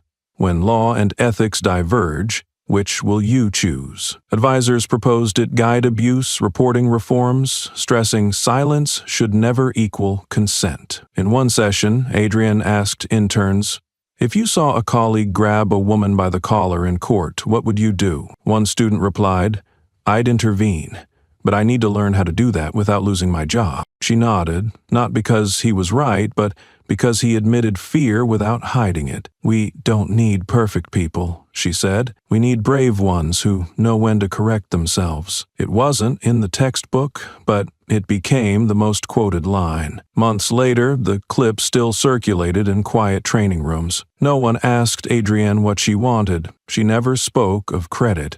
But when asked about the video, she said only, "If you watched to see what I did, you missed the point.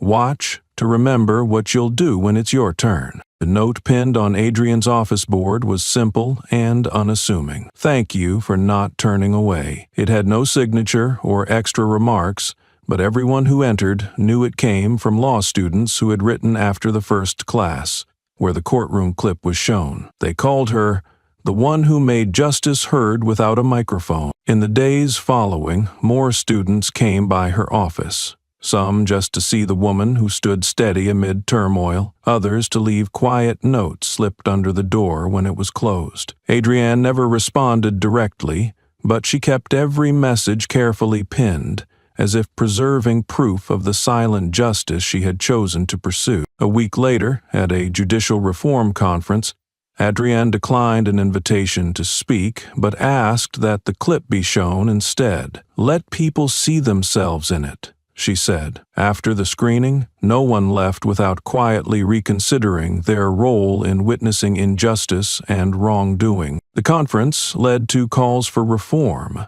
with discussions shifting from professional reactions to ethical reflexes. An elder professor observed, "We teach law enforcement how to enforce laws, but forget to teach them how to listen to those harmed by those laws." He emphasized that real change begins the moment someone chooses to stand firm rather than step back. On her way home, Adrienne read an article praising the clip's influence on law students nationwide. She stopped at a bookstore, bought a new journal, and wrote on the first page, "Justice isn't a reaction to wrongdoing. It's what makes people afraid to repeat it." At the academy where a statue proposal was raised, Adrienne's official response was clear. "I do not want those who were dragged out later to stand before a statue." The refusal puzzled the committee. They couldn't understand why a commemorative gesture was turned down. But to Adrienne, justice wasn't something to be cast in metal, admired, then forgotten. When asked what she wished to leave behind, she answered plainly, "Keep the seat I used in the main meeting room. Don't change the number, don't add a plaque, just let it stay an ordinary chair." The request wasn't made formally nor written down, but the Academy understood it wasn't about recognition, but remembrance. That chair wasn't a symbol of power. It was where a woman once sat, listened, and then stood up when wrongdoing was being justified. And that choice forced the system to confront itself. Over time, the chair became a quiet pause during student orientations. There was no sign, no label, but instructors would point and say, "The person who sat here showed why law should be a choice, not a reflex." That one line stayed with many, shaping how they saw their future role in justice. A year later, at a reform summit, a young scholar ended his talk with, "That seat belonged to someone who made us question how many rules are just habits of submission." The line was widely quoted, not to honor Adrienne, but to echo her belief that change begins with those who refuse to bow quietly again. Elsewhere, graduates held a talk called Lessons from the Empty Chair. They spoke of the moment they realized silence can be complicity. Few mentioned Adrienne by name, but all recalled her quiet resistance, choosing action over tribute. In the fall bulletin, a small note read, "Seat 28 in the main room remains unchanged, per the informal request of a former member," as a reminder that some ordinary things are worth preserving. Adrienne never left a final message. She simply returned to her work, avoiding stages. But in classrooms and decisions that mattered, her name remained, a reminder that sometimes leaving a chair in place speaks louder than any statue. The photos spread quickly across social media platforms, with no clear photographer credited and no tagged author. It showed Adrienne leaving the hearing room, her left hand relaxed by her side, her right hand holding only a pen. There were no files, no notebooks, no bodyguards or media around her. She walked calmly, eyes forward down a long corridor lit by cold overhead lights. It was a moment without words or dramatic expression, yet it made many viewers pause. The first caption appeared below the photo from a law student's account. "She's not angry, but everyone slows down when she walks by." The sentence had no emojis or hashtags, but was shared thousands of times. Within a week, the photo became a symbol of a different kind of power, the power of calmness, the ability to make others reflect without a single rebuke. In the hallway where the photo was taken, a janitor later shared in an interview, "I was mopping the floor when she walked past silently, nodding lightly before moving on. I didn't think much then, but after seeing the photo, I understood why no one dared speak loudly that day. His story didn't add drama, but highlighted the atmosphere Adrian's presence created, silence that didn't soothe, but forced people to look inward. On a law faculty online forum, a discussion arose titled "The Power of the Pen in a Noisy World." They analyzed how Adrian didn't silence others by voice, but used calm to make noise unnecessary. A veteran professor wrote, "Don't underestimate the person who carries a pen instead of a microphone. They don't need noise because they know the value of every line recorded." When the media sought Adrian's reaction to the photo's spread, her office secretary replied briefly. She made no personal comments and never requested removal or correction. That silence fueled public interest. In a society accustomed to everyone wanting to speak out, hold a megaphone, or make a statement, someone choosing not to seize the spotlight drew even more attention. A week later, at the Federal Police Academy's orientation, a black and white print of the photo was framed in a corner of the classroom. Beneath the slogan, "Integrity begins where ego ends," Adrian's name was nowhere on it.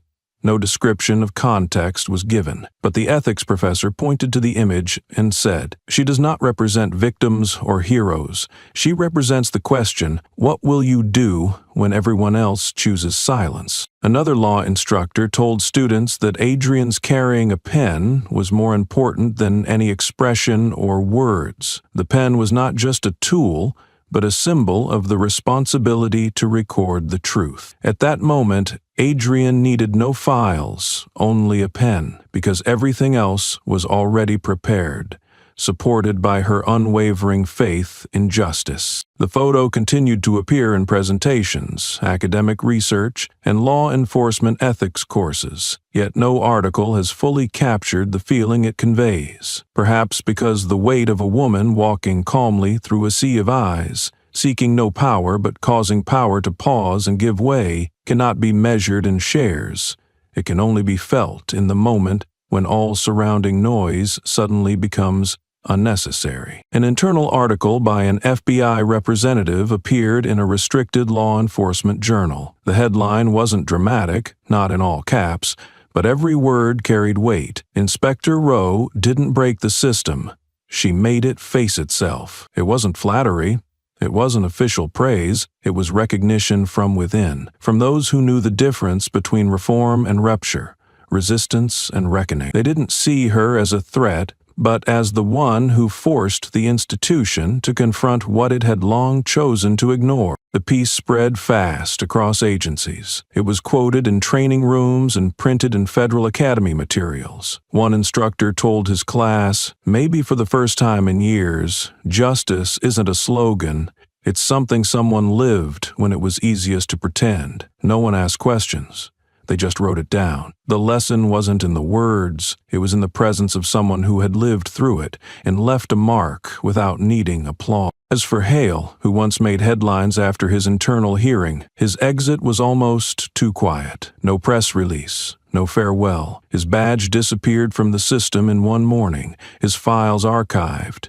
Email shut off. The halls he walked now belonged to others. No one said his name. Inside the force, everyone understood. This silence was the system's way of saying a mistake was made, and no ceremony could erase it. Rumor had it that Ale applied for a post in a small town, but it was blocked.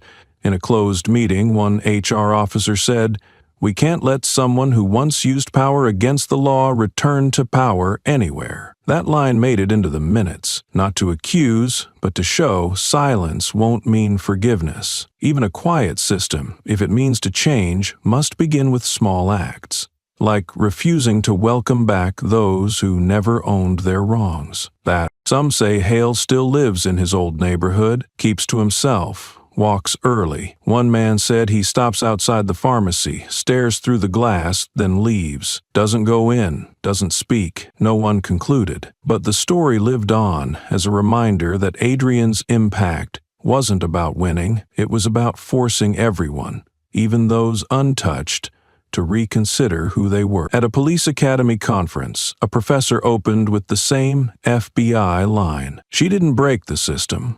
She made it look, then added, and sometimes looking long enough changes everything. No one spoke, because this wasn't a story about ethics. It was about facing what we've allowed. And Adrienne, without raising her voice, made the whole system listen. The letter arrived by mail, the handwriting slanted and slightly blurred, signed simply as Elaine, a mother. She wrote about how 2 years ago her 17-year-old daughter was ordered by security to leave the courtroom for wearing a tank top on a day over 40 degrees. No explanation or dress code was given, just a cold command. Elaine said, "I wanted to sue, but we would only be seen as rule breakers. No one defends a pressed child wanting to learn justice." She ended with, "They never apologized, but after your case, they stopped." Adrienne read the letter after an internal meeting, quietly folding the yellowed paper and placing it in her drawer with other unsent letters. When asked why she stayed despite attacks and rejection, she said, "I've seen this happen too often without proper recognition." The next day,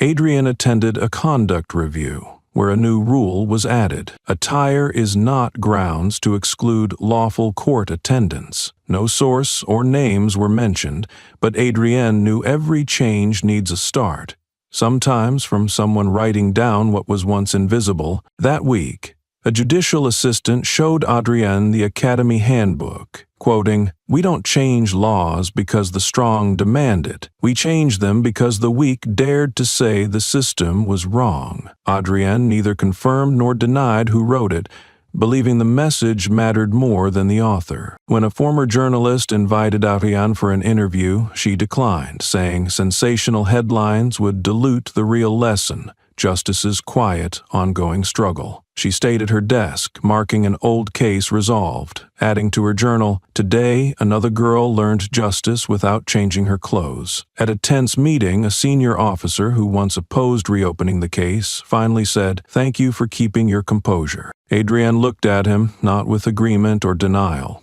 She spoke slowly but firmly. "If I don't hold the line, then who will?" It wasn't pride, it was survival. How people without the privilege to get angry stay standing. She never claimed to be the only one doing right, but she knew if those who understood the pain gave up or stayed quiet, the rest of the system would never feel a reason to change. No one laughed. No one replied. Her words didn't draw applause, but the room fell still, as if a heavy truth had been set down. Those who once thought calm was weakness saw it differently. This calm came not from control, but from surviving too much to expect empathy, and that, in itself, was more powerful than blame. Later, a young investigator texted Adrienne, "I used to think reason beat emotion. Now I see sometimes calm is the loudest feeling." She didn't reply, but the next morning she forwarded it to a senior ethics instructor with a note, "Maybe use this in next week's class." That week, Adrienne worked as usual, reviewing enforcement files, signing off case transfers, and answering court requests. It was as if nothing had happened, yet those around her noticed a shift.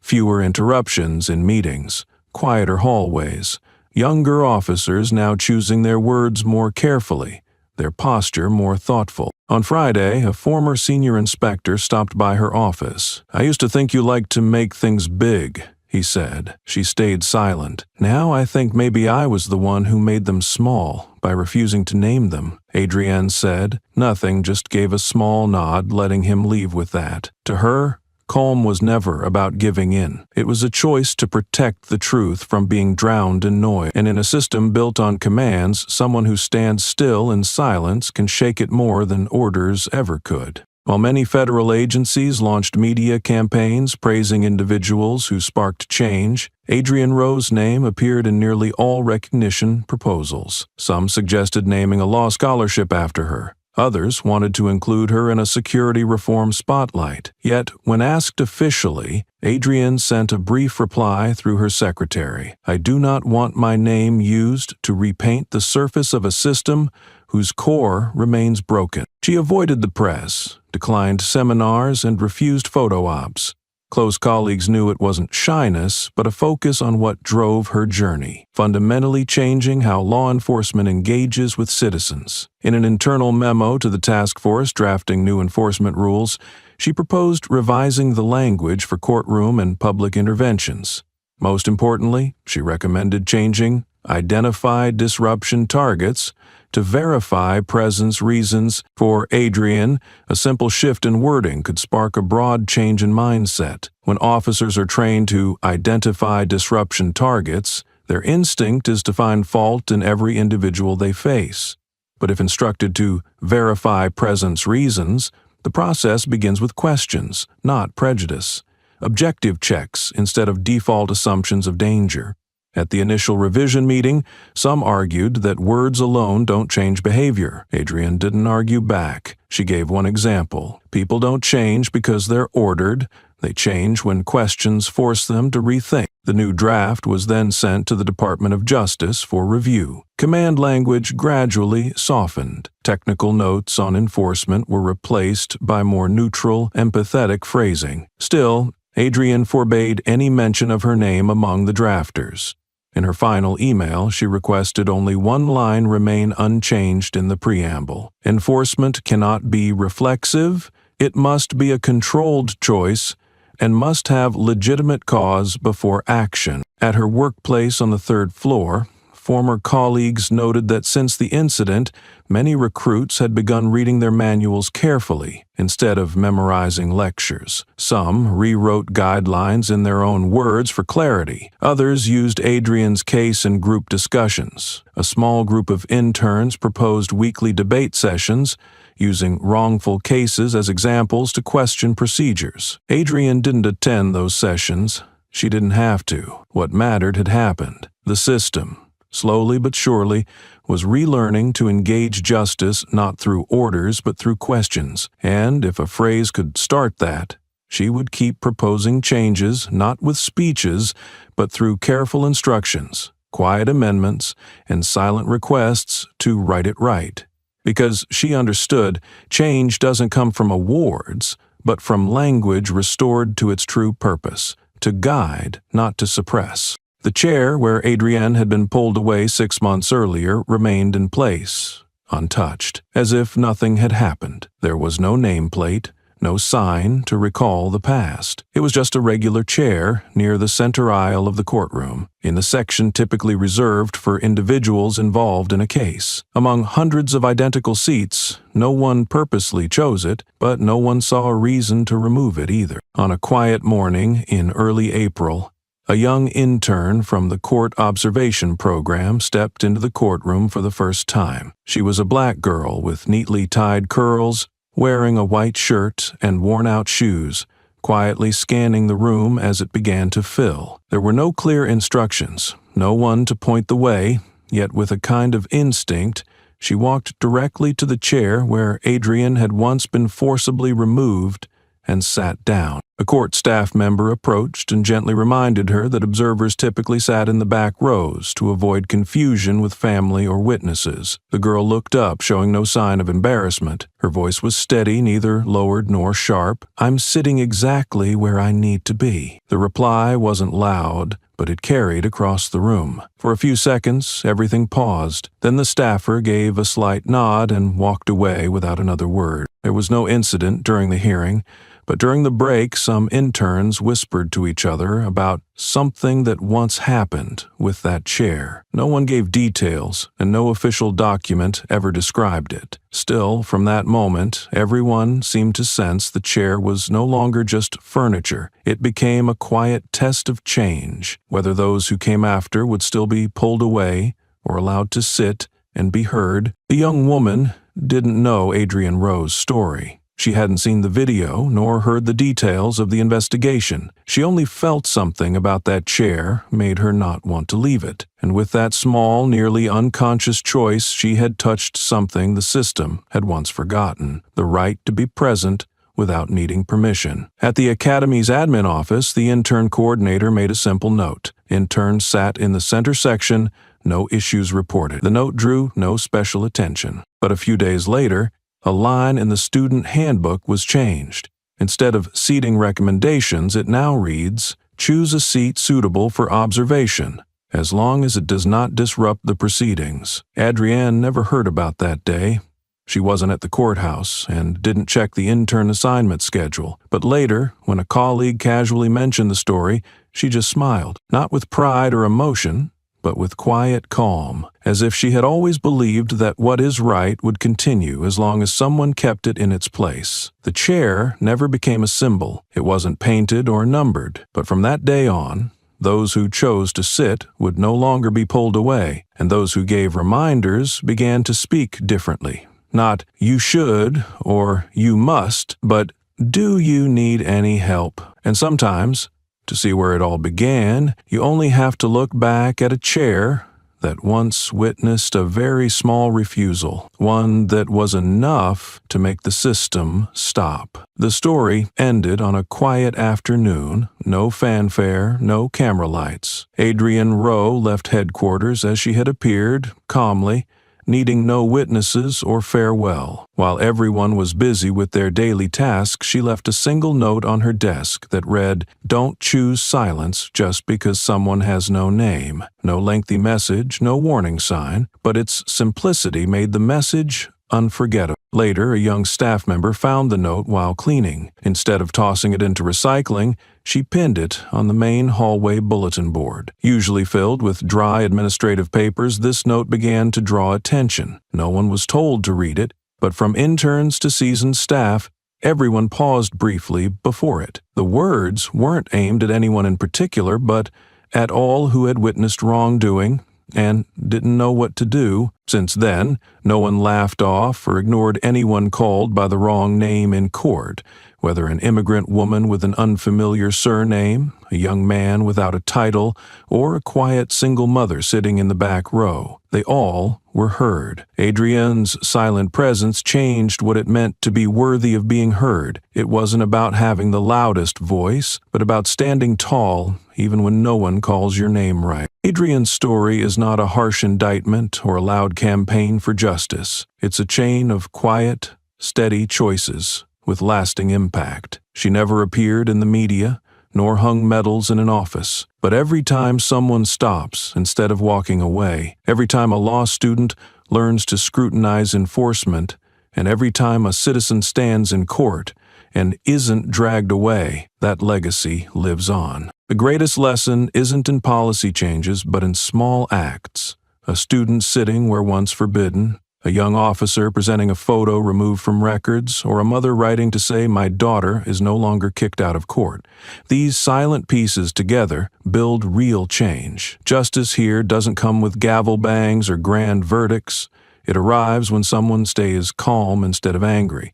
When someone asks, "What if the one dragged away is your mother?" And when the answer is a shameful silence, not from blame, but from first-time inability to excuse what once was allowed, what remains is not the name Adrienne Rowe, but the quiet change she ignited. No name needs engraving on plaques because everyone knows system change requires no slogans, just someone standing firm, at the right time, right place, without stepping back before judgmental eyes. This story is a reminder. Sometimes you don't need to be the loudest in the room to make a difference. You just need to be the one who doesn't turn away, and others will gradually stop with you, not to praise, but to set things right. If you've ever thought it takes power or fame to make an entire system reflect on itself, Adrienne Rowe will make you think again. She didn't need a podium or applause.